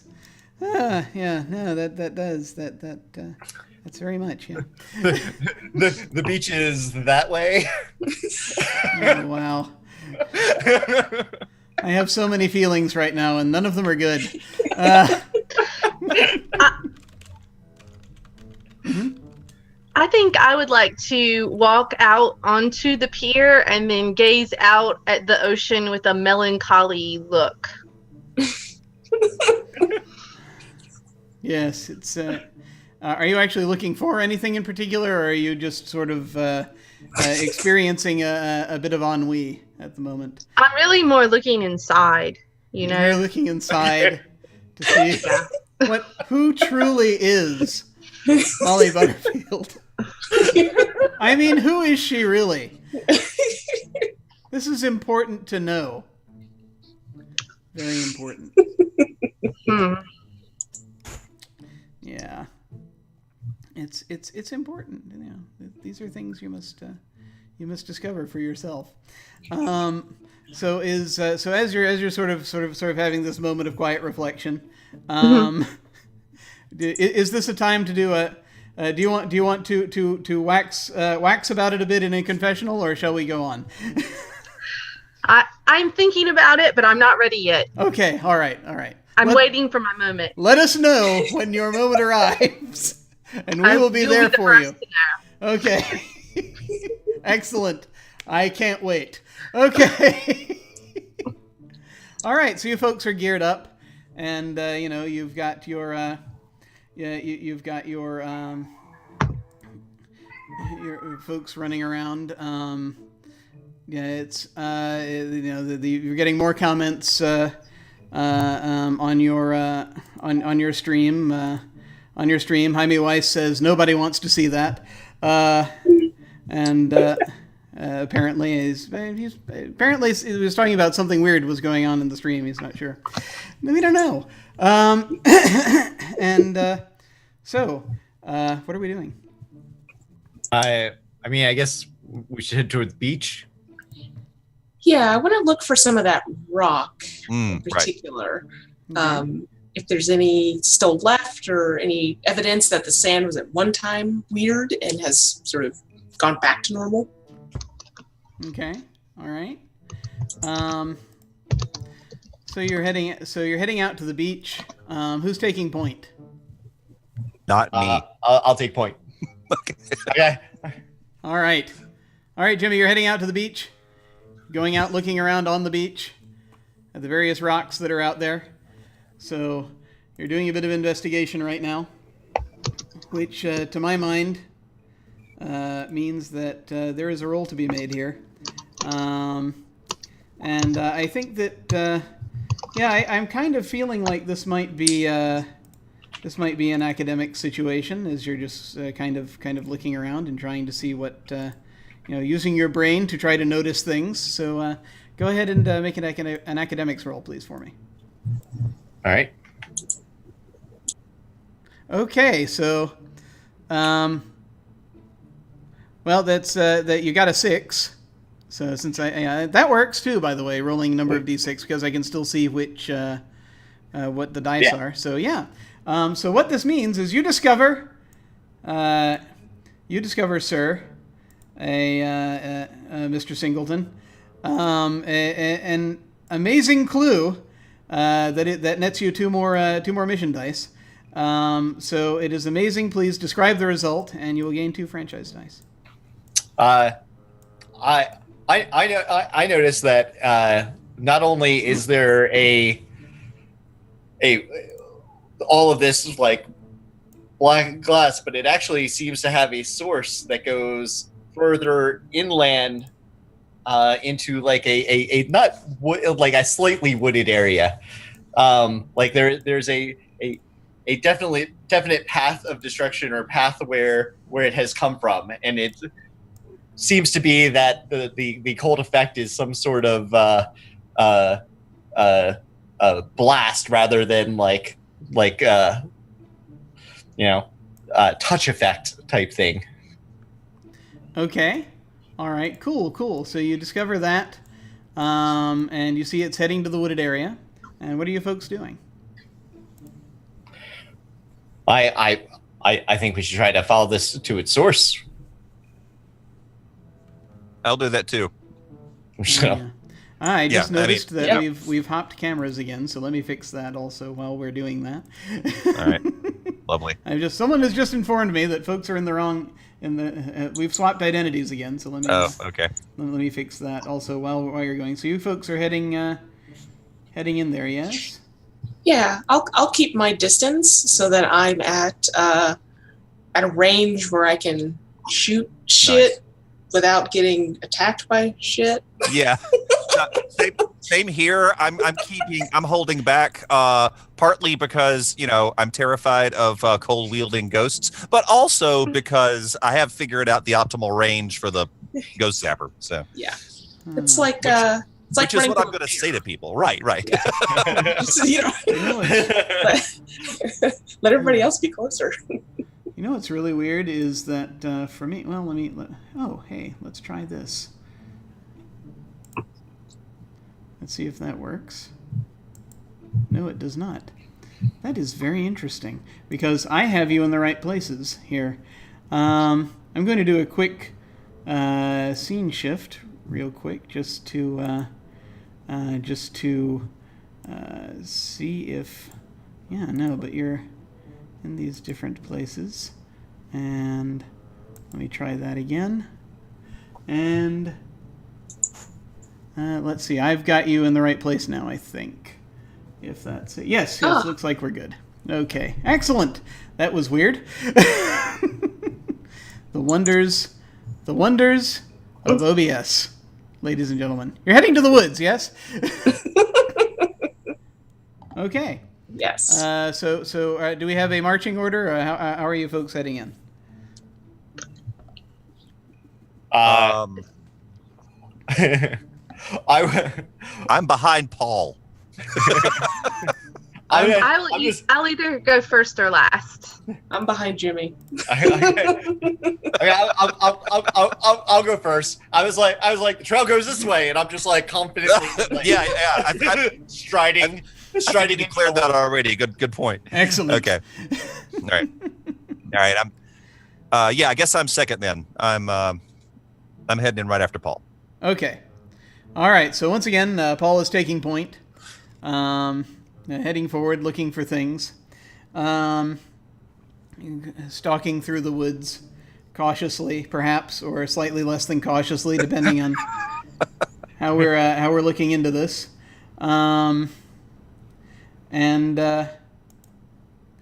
So let's see. You go for a little bit, and just sort of looking around. Who wishes to be looking around and seeing if they're spotting something? I mean, yeah. Everybody.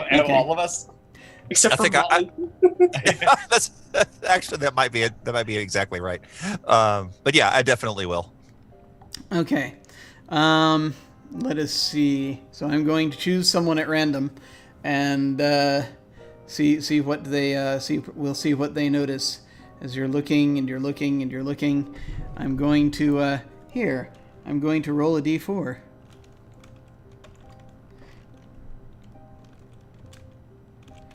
We'll see how that happens. Ah, excellent. So so Jimmy. Okay. As you're looking around, I want you to make an academics roll to see if you find anything. Gotcha. 5. 5. Okay. That's good. Apparently, for those of us who are looking through our charts that have disappeared from our screen, there we go. Good. So something good is you're noticing here. So you're on the right track, and you gain a franchise die. So tell me, what do you see? Okay. We're heading into the woods. We're following the trail of cold and destruction. Mm-hmm. Okay. I spot a soft blue light in the trees, Excellent. and I like Paul. I run for it. Like right at it. Oh, you run at it. Okay. Oh my god. You need to distinguish between running for it and Yeah. running at Yeah. I immediately thought of the opposite. I'm running for the object, not. it. Okay. You dash toward the object. Please make an athletics roll for me.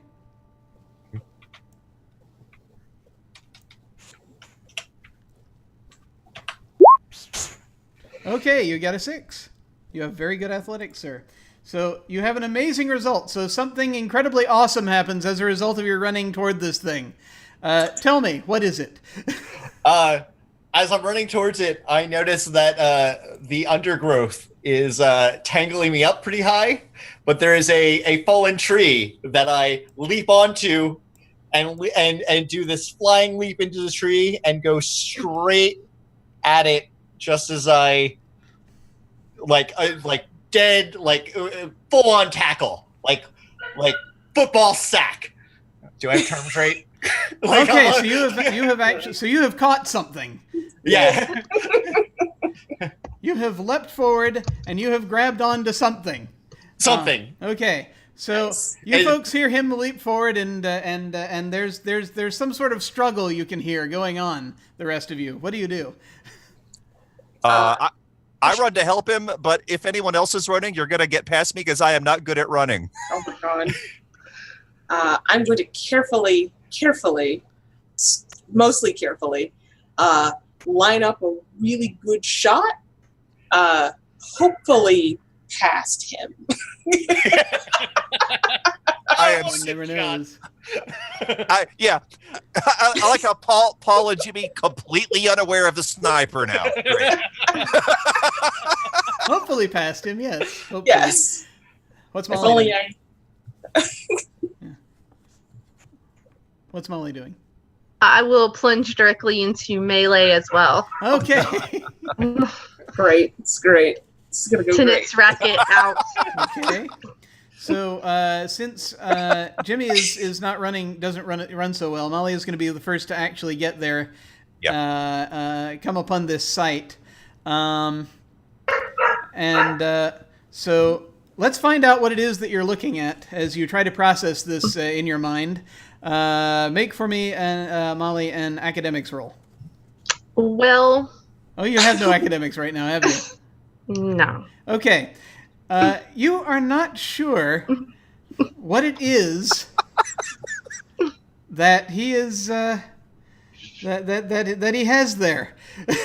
It's very hard to see right now. Paul, do you want to get a look at what it is that you're struggling with, or do you just want to get it contained? I think I'm just trying to contain it. I feel like it's putting up a struggle, and I haven't looked at it so much as I'm just trying to keep it in place. Okay. So Jimmy is going to be the next one who comes inside of this thing, and I would like you to make an academics roll for me to see if you have any idea what this is. Will do.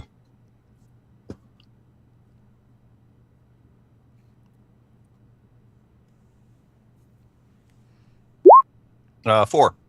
Okay.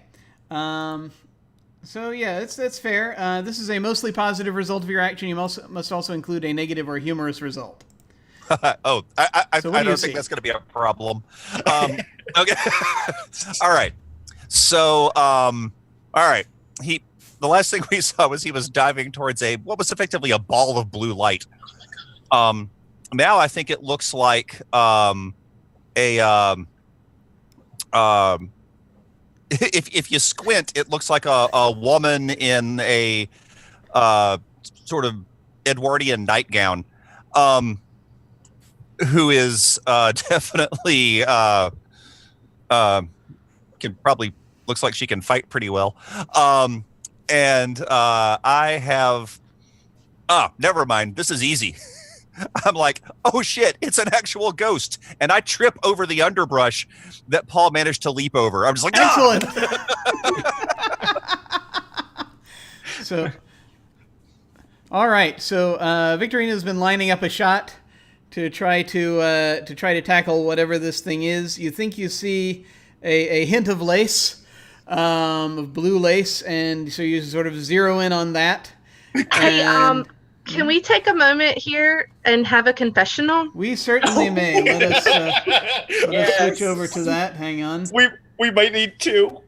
All right. So I'm going to go ahead and once again, we're going to have a confessional.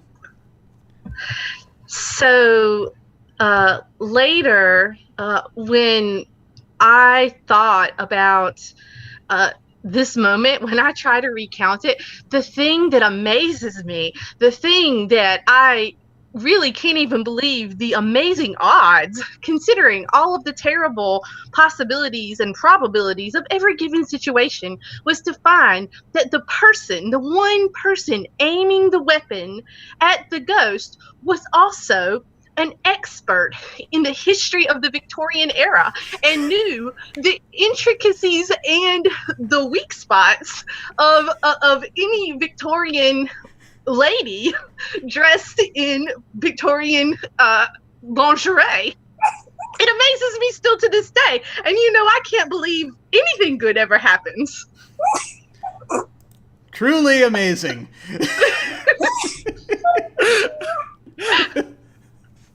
Well done. stunning, really. Yes. So, Victorine, you actually, you think you have a very good idea about perhaps who this is that you're aiming at as you're doing this. Well, do I though? Let's see. I do. Tell us what it is. I am eager to hear. I know. This sounds like I need to know famous Victorian people, which I do not. You could know a fictionally famous Victorian person. Yes. So this is Duchess. Let's see. Duchess Lily. A minor Victorian duchess, but who is known, or was known, minorly, for her consumption of human flesh. It's a little strange, but she had peculiar tastes, as they say, and had a habit of, whenever dinner wasn't going well, like a dinner party, she would just kind of pick up the arm of whatever unfortunate soul was sitting next to her and just kind of start nibbling. And so people stopped inviting her to dinner parties. Her cook stopped working for her, and eventually she was kind of left alone to rot in her house, and that is how she died. That's unfortunate. Unable to cook, because she didn't know how to cook. She just kind of ate people, and her all of her servants quit. So, I have a confessional.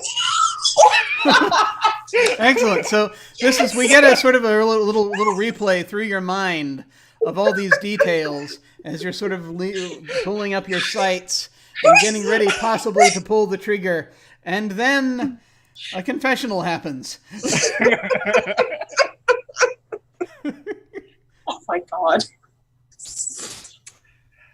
So, as I was wrestling around, which I didn't realize at the moment exactly why, all of the tangling and soft parts weren't wholly unpleasant, if not very, very cold. I did. The scariest moment for me was when I felt when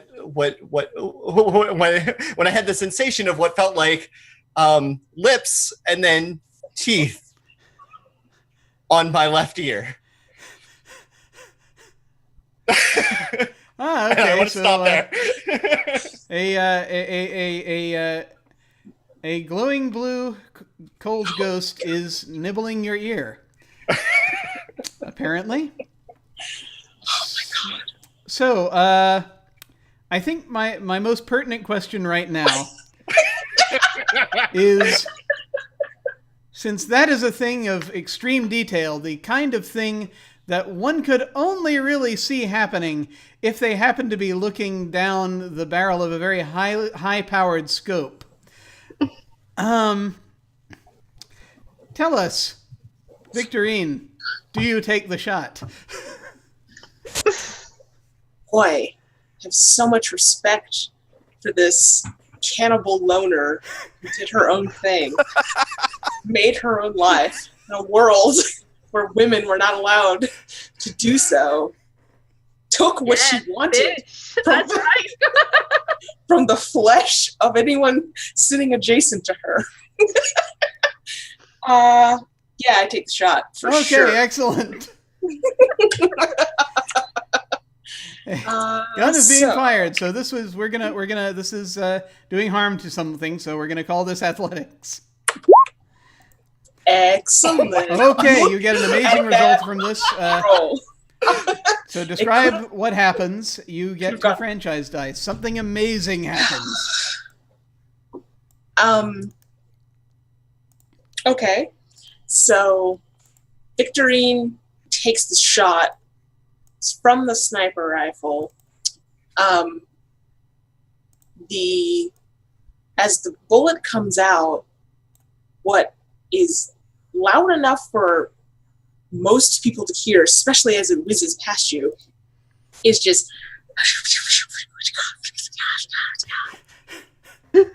and as the bullet, like just before the bullet strikes, the Duchess looks at Victorine, and there's like this moment of connection of like, you sad loner, this will be you someday.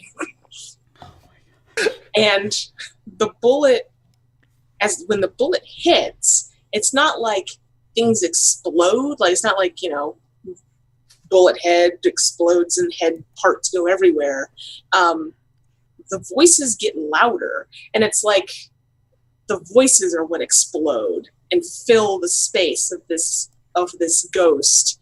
And it's like she rips apart, but not from the metal or from the heat, but instead from the voices that rise from a whisper to a scream. And it's very loud. So anyone like hugging on this ghost at the moment is probably not having a great time. But mostly her head and upper torso just kind of shreds into nothing. Excellent. So in the wake of this, so this is Paul, your wrestling partner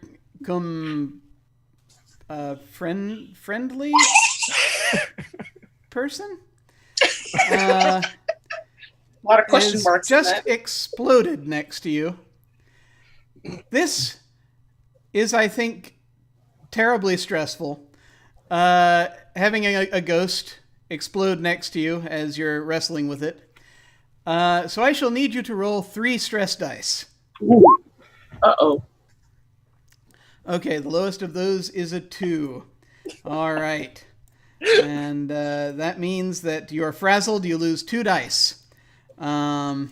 and it's probably I would recommend toward athletics, but I'll let you take them off of whatever you want to take them off of. My question is, does the ghost reform? Well, your mission is not done yet, so. Oh, okay. Uh-oh. Yes. Molly, having witnessed this, it's also kind of stressful, so I shall need you to make a 2 stress die roll, please. Okay.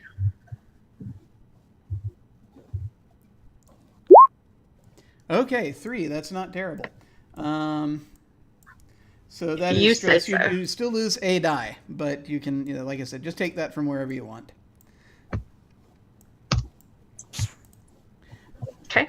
Now, the ghost disperses. You hear the wail, and then you hear a response that seems to be coming from some direction or other. It seems to be many voices wailing in the distance. Jimmy arrives on the scene where Paul has just been struggling with himself, and there's Right, I've nothing been there. prone. I stand up. I'm brushing grass and Yeah. leaves off my stuff. What'd I miss? Well, It was right by my head. I would say there's ringing, but it's giving me the chills. And why is there whispering? I like these bullets. They're pretty cool. My head! Keep a stash of these. Her head was next to my head. It's pretty cool, right? Like, voices. Yeah, about that. Anybody got a line on where those are coming from? All the wailing is coming up, just sort of behind you or in front of you. It's hard to say. You're just sort of looking around. All right, I got my bug sprayers. I'm like, Ringing?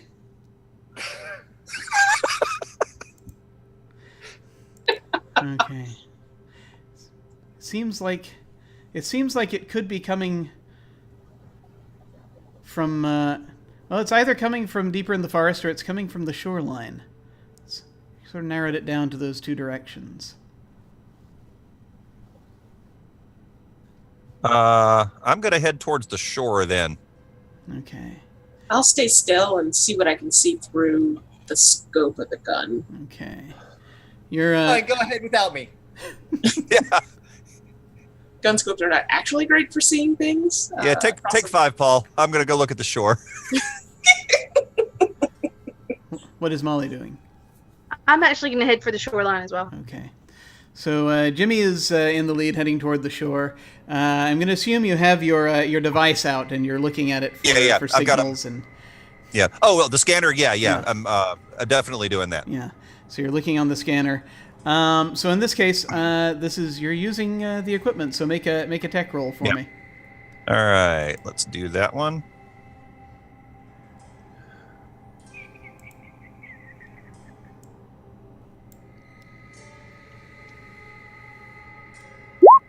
Five.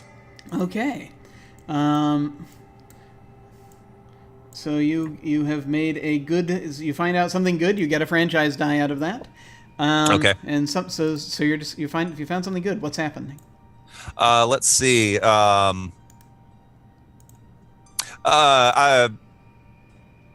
Combination of using my ears to hear all the weird wailing around us, and the scanner have allowed me to pinpoint.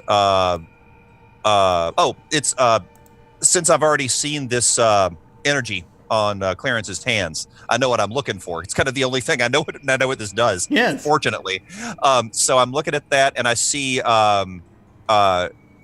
I don't see it, but the scanner does. It spots another coalescence of that energy. Okay. That's the good news. Bad news is it's several yards out into the water. Okay. So you think you've got it triangulated. Right, and I let's see. I guess if Molly's close enough, I wave her over and whisper what I found. Yeah, I'll come over. Oof. I think it's coming back.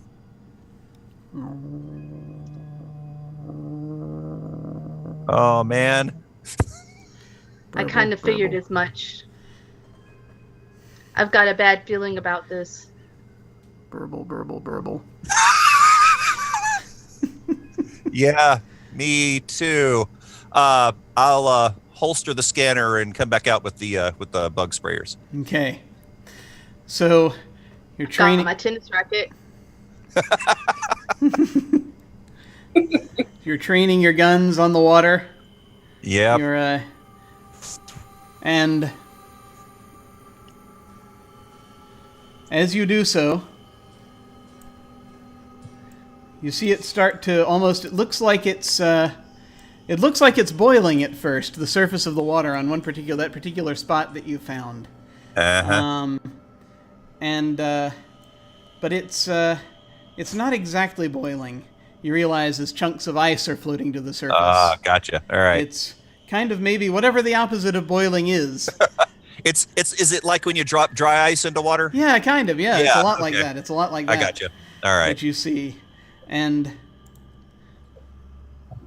at that moment, you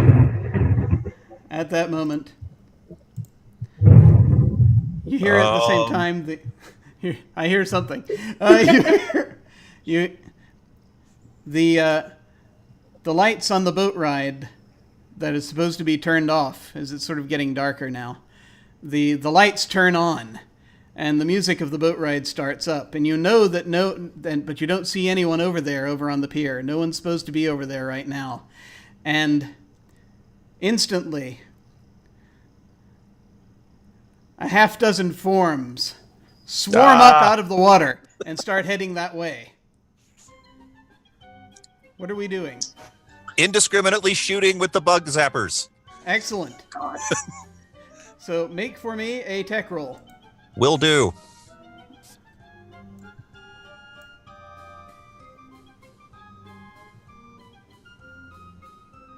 Another 5. Another 5. Okay, good result. A good thing happens. You got a franchise die. What happens? We're looking at a half dozen of them. I actually managed to lasso 4 of them. Excellent. So you've got these 4, these 4 of them. You know, 2 on each gun. One of them is still swirling around, just sort of wrestling with it, trying to draw it in. You've got him. Oh, good. Now what do I do? Exactly. Molly, you're right there. What are you doing? I think maybe I'm gonna have a quick confessional. Yeah, I'll treat this as a separate scene. Sure, why not? Let's have. Oh, is it okay? Is it only the one scene? It's one per scene. Okay. But I feel like we're in the end game now, so I will give you one more confessional. Okay. So let us. I will accept it.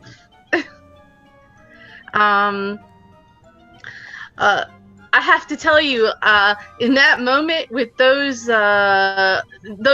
vengeful ghost forms zooming right at us, I thought we were goners for sure. But it was a real relief to realize that they have some kind of replicating power that makes it seem like there are a lot more of them than there really are. Let me tell you, that was a relief for us to figure out later on when our tech expert finally sorted it out. Excellent use of that. So as you're wrestling with these, Victorine, you see through the scope as you're trying to sort of look at different targets. You notice that the 2 that he has on the ends, the 4 that he has are actually only 2, one on the end of each gun, and they look as they just looked as though there were more. You think. It looks like there are 2, and then there's just 1, and so you think it's like focus on the one in the middle, basically. What are you doing? I'm also ready to swat with my tennis racket at anything zooming toward us in our, physical range. Excellent. I guess this is the one-hander. I don't know. Maybe it's a backhand. It could be. Suddenly, you know about tennis. Yeah, these things I happen. play tennis, not as a professional.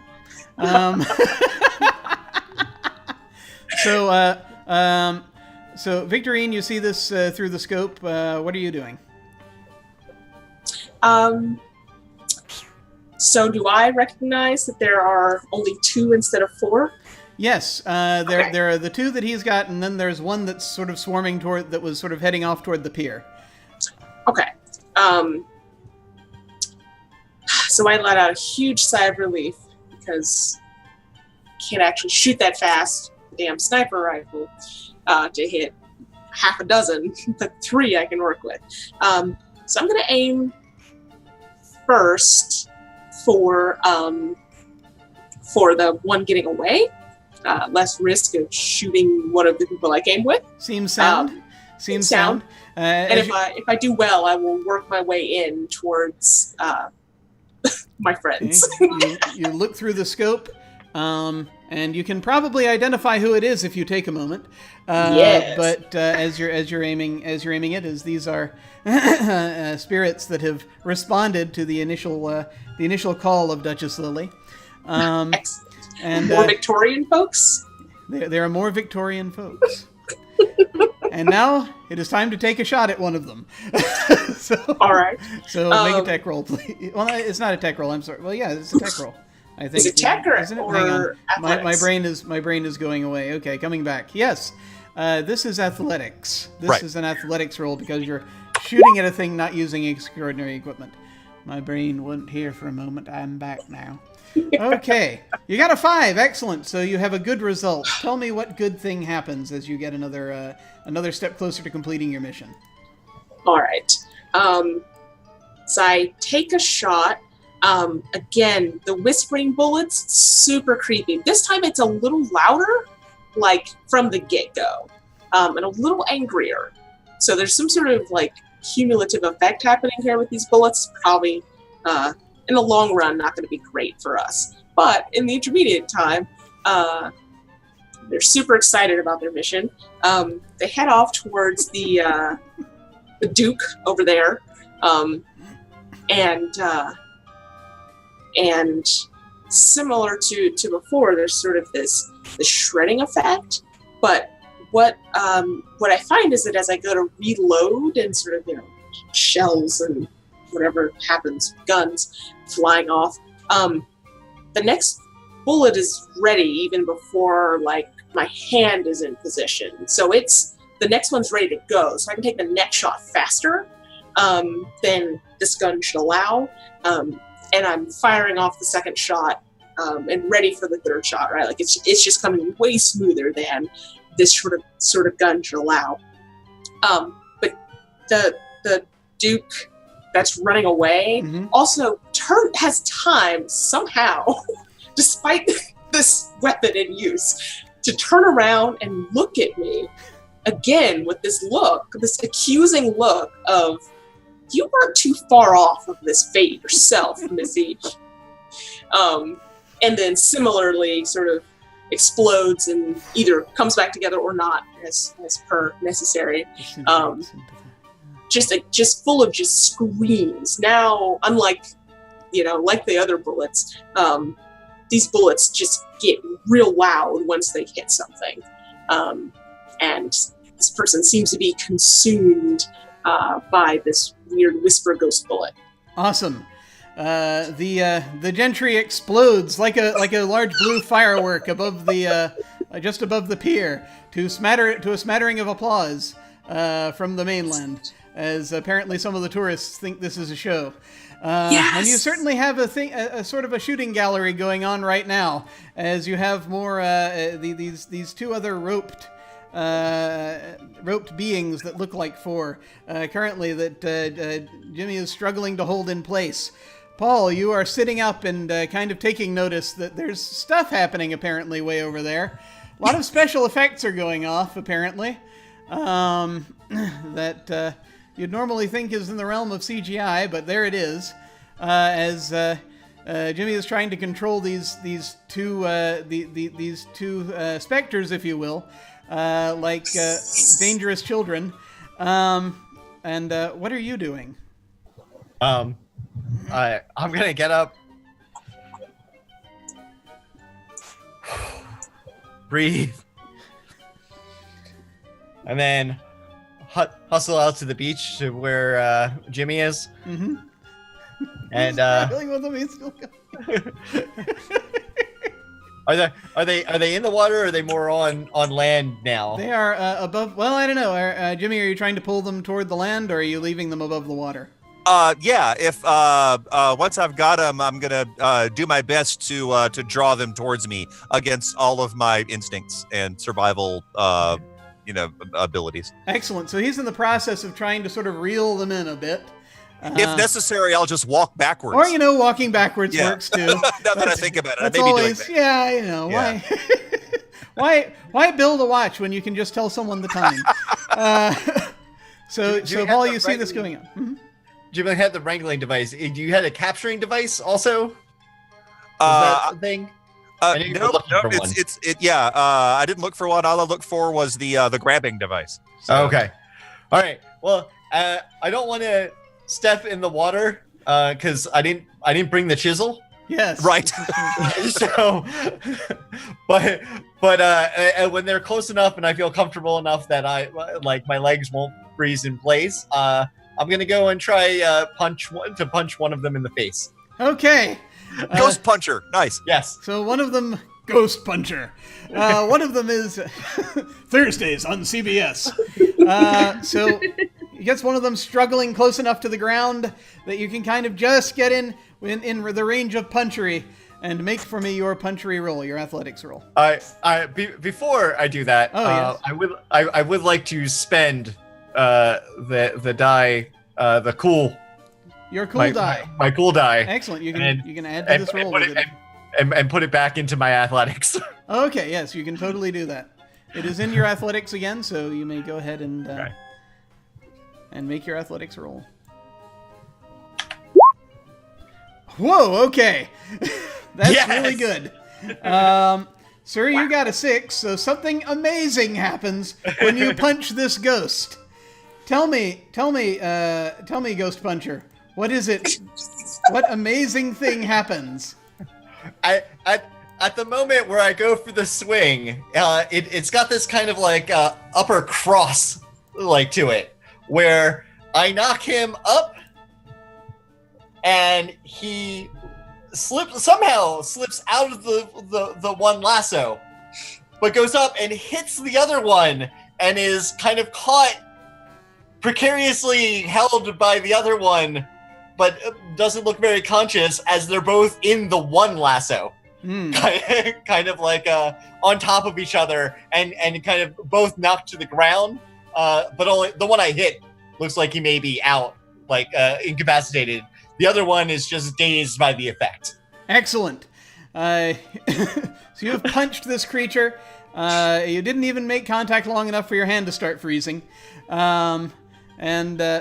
This thing seems to be sort of dispersing. You've got the one left that's struggling in your ghost lasso. And what are we doing? Anyone want to do something? Anyone want to help Jimmy out? Jimmy, do you want to do something? All right, so let me make sure I understand this situation. I've really only got one in the lasso right now. Well, yeah, it's you realize that you do only have one. There was the one that Paul just punched, slammed into it, and that sort of dispersed like all but that one, it seems. They just sort of faded. Well, in that case, if I've still got, that means I've got a lasso free. I'm just going to try to wrap that one around this one too. Okay. Just to extra hold it. All right. Go ahead then and make your tech roll, sir. Will do. And let's see what happens on the tech roll. 4. Okay. Well, that's not terrible.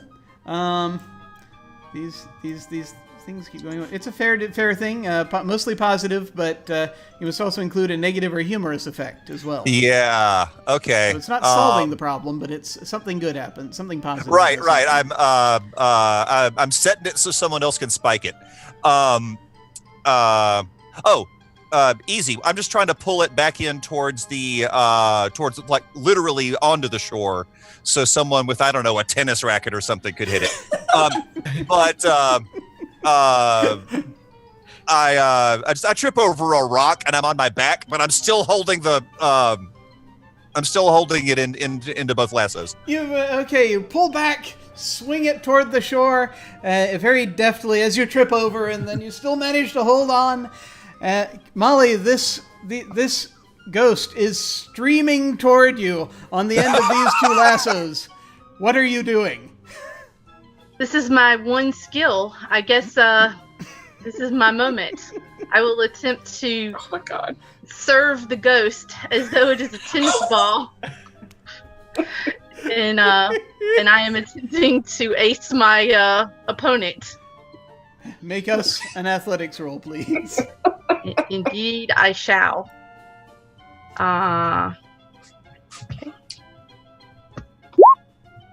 Okay, it's so the result's not terrible, but it's something positive happens. It doesn't solve the problem, but it's a decent enough thing happens. It's a fair result, but not great. So you can you must include a negative or humorous effect. So what happens when you swing at this thing?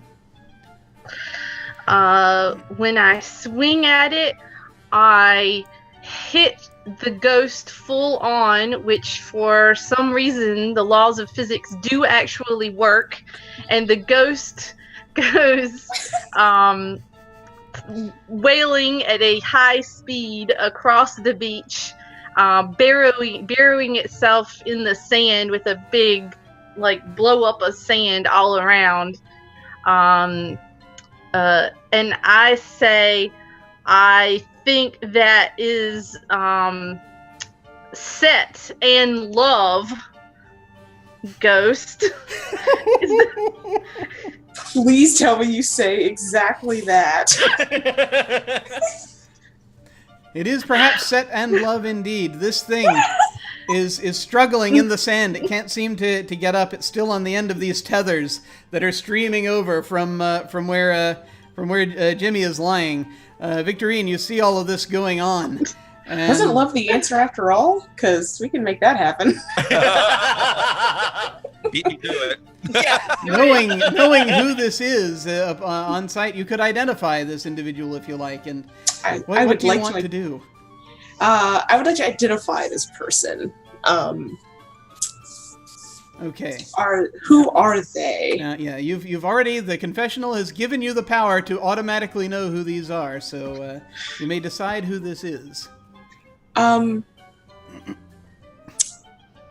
humorous do we want to be? I know it's a very serious game. Yes, very serious. Then we have a poor peasant girl. No, never mind. It's tragic as hell. So this is a Victorian era. We had colonialism then. All right. So this is some disgraced minor noble sent to the Americas he wanted to make a name. Mostly his family just wanted him gone because he kept impregnating everybody. Terribly embarrassing. What were you going to do with all the children? So they sent him overseas, and he died of smallpox, very angry at his family. So here we have a ghost. And let's see.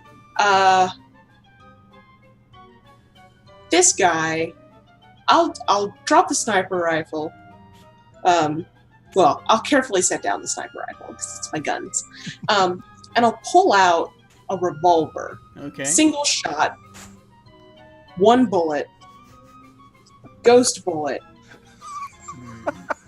and I'm gonna walk close. Far too close. Also, far too close to everybody else. And I'll take a very careful shot. Let's see how that goes first. Yes. And then we will. Let us make our roll of athletics and see what. Oh, well. Okay, so this is going to go incredibly well and deal with the problem I ultimately. keep having uninteresting terms. What do you say as you level this gun at your at the last ghost, the ghost bullet sliding into the chamber? As I line this shot up way too close to someone's ear, I'll say, you should have died on the ocean on the way over. Like, you shouldn't have gotten here. And I'll take the shot. And it's extremely loud. These guns are very loud.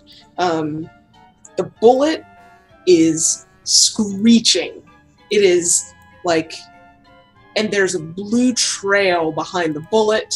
And as it hits the ghost, it lodges inside and just kind of like sits in this ghost's head, whatever, head-like thing.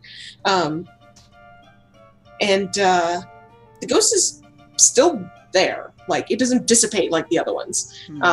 So if anyone wants to keep wrestling with it, I guess they can. But it's very stunned and left, like, focusing on the fact that there's a very solid object lodged inside of it.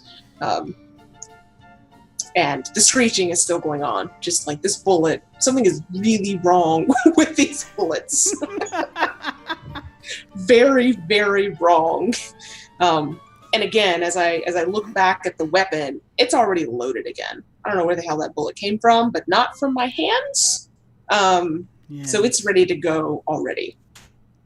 And as you do so, it lodges in, and the ghost cries out, the same wailing you hear as it dissipates into nothingness. And you're left alone on the beach. Did we win? I don't know. Can everybody hear? Like, I hear screeching. oh, we're good then. Everybody's fine. Excellent. Okay. I guess we're a little the worst for wear, but Well, So could have been worse. so where did they come from other than, bad Victorian era awful nobility?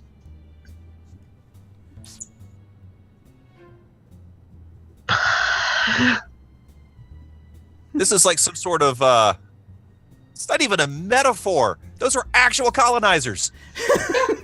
Yeah, it's just bad people It's bad. through and through. It's terrible, terrible people. All right. Well, I think we will go ahead and let the sun set on the the carnival that has now been made safe, at least from the supernatural. For now, as this problem has been very well dealt with, and the ghosts have been eliminated. Can I have a confessional? You may have a confessional before we fade out. Let me. Yes. Let me find. We should have closing thoughts. Yes. Yes. So your closing confessional. So, as I, just kind of like ripped these dudes to shreds, like it was pretty good. I felt pretty, vindicated, but then I was like, I paid like $7,000 for these fucking bullets. And I was like, this dude had better pay us, because I just, we didn't get paid. What was I going to do? I had to kick it more just by asking. I have to pay for them. So I was ready to shoot this guy in the kneecap if he didn't pay up. Maybe we should have made a contract. I don't really know. Business isn't my thing, but you know, that was helpful. Real helpful. Delightful. Yeah. Anyone else have any parting thoughts as the? Oh, yeah. Oh, you have. Let us find you here, and yes, there you are. Who shoots at someone whose head is right next to your head? Like, they tell me, the doctor tells me that the ringing is going to go away, and it's gotten better. But I'm worried about the whispering. Why is it still there? Excellent. The whispering is still there. These are the best bullets. Jimmy, do you have any parting thoughts you would like to? Yeah, and of course it'll be in the form of his next YouTube video. Oh, okay. So your video. So you're streaming. What's up?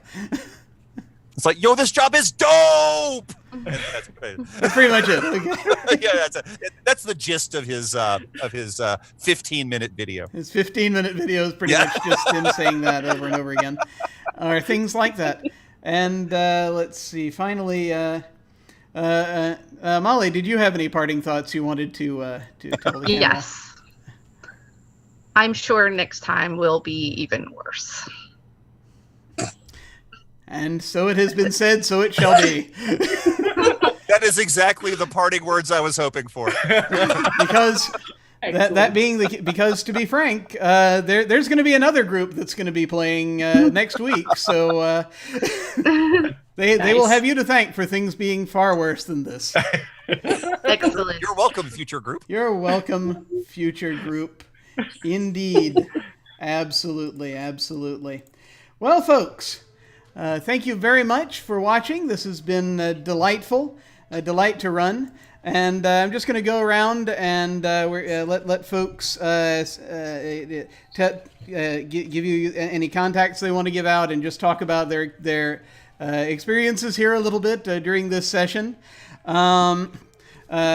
Lucy, I'm going to start reverse the way they did. I'm going to start with Lucy. Do you want if you wish to be found, where can you be found, and how are you feeling, and what did you think of the game?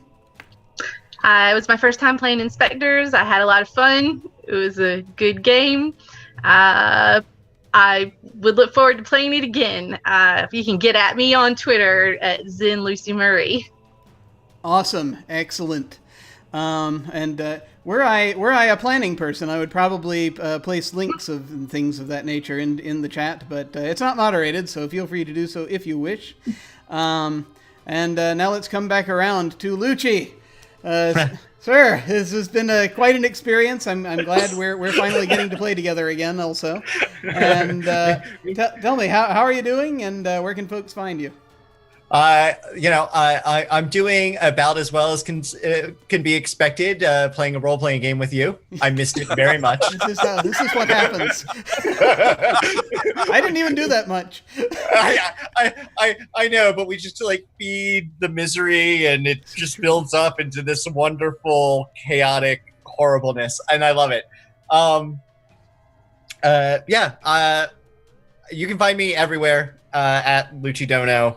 On all of the things, a variety stream on Twitch, post things on Twitter, and I have a group, 7 Deadly Streamers, where we do interviews with content creators and cover events like Amazing Las Vegas Comic-Con. So check us out. Awesome, excellent. Melissa, tell us how was the game, and where can folks find you? Game was awesome. I like the structure. I like the pacing. I like the flow.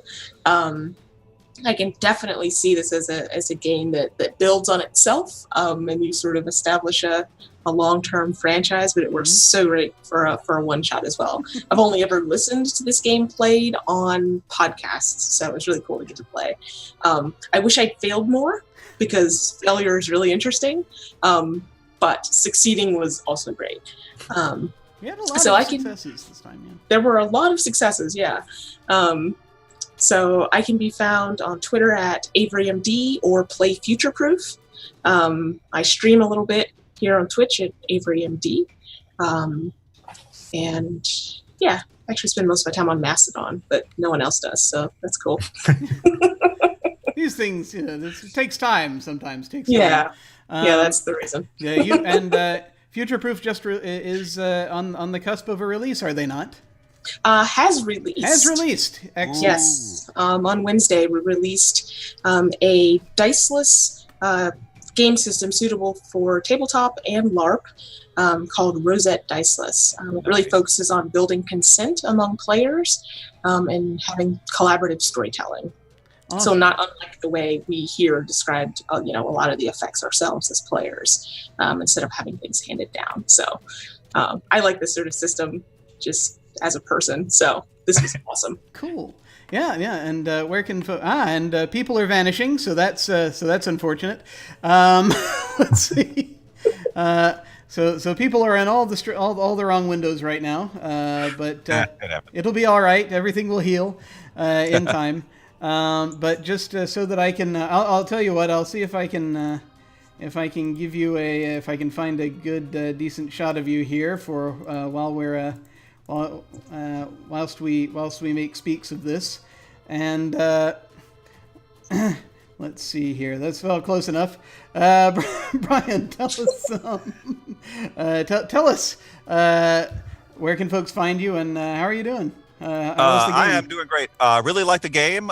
Same thing. This is the first time I'd played it. I hadn't even read it before. I knew it existed, but that was it. So really like the game, like the setting, like the people I was playing with.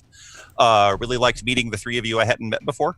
And but I'm Brian Cooksey. I'm Vaclam on all the things, and mostly active on Twitter, a little bit on Facebook.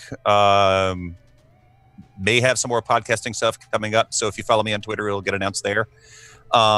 And that is mostly it. Oh, one other thing. I am not affiliated with I Need Diverse Games, but please check them out, INDG. They are playing awesome games, and they have a Twitch stream as well. Excellent. Very cool, very cool. Well, folks, thanks very much for watching. I am Jim. I'm Jim Ryan. You can find most of the stuff that I do. It's mostly podcasting and other audio stuff at jimyesthatjim.com. Also, I produce the Cyphercast, which is all about the products that come out of Mighty Cook Games. And you can find that at cyphercast.net. And we're going to be, my plan is to do one-shots weekly on Sundays. So next week will be another session of InSpectres. The week after that shall be yet another session of InSpectres, hopefully. Still getting all the slots filled on that one. And then to finish out August, we're going to switch to Fiasco. So there should be a lot of awesomeness there. This has been a really great experience. Thank you, folks. Those of you who were watching my first ever RPG stream that I'm running. It is much appreciated. So I think that is where we shall leave it. Thank you all so much, very much for watching. Take care, and I'll see you all of a sudden. Adios!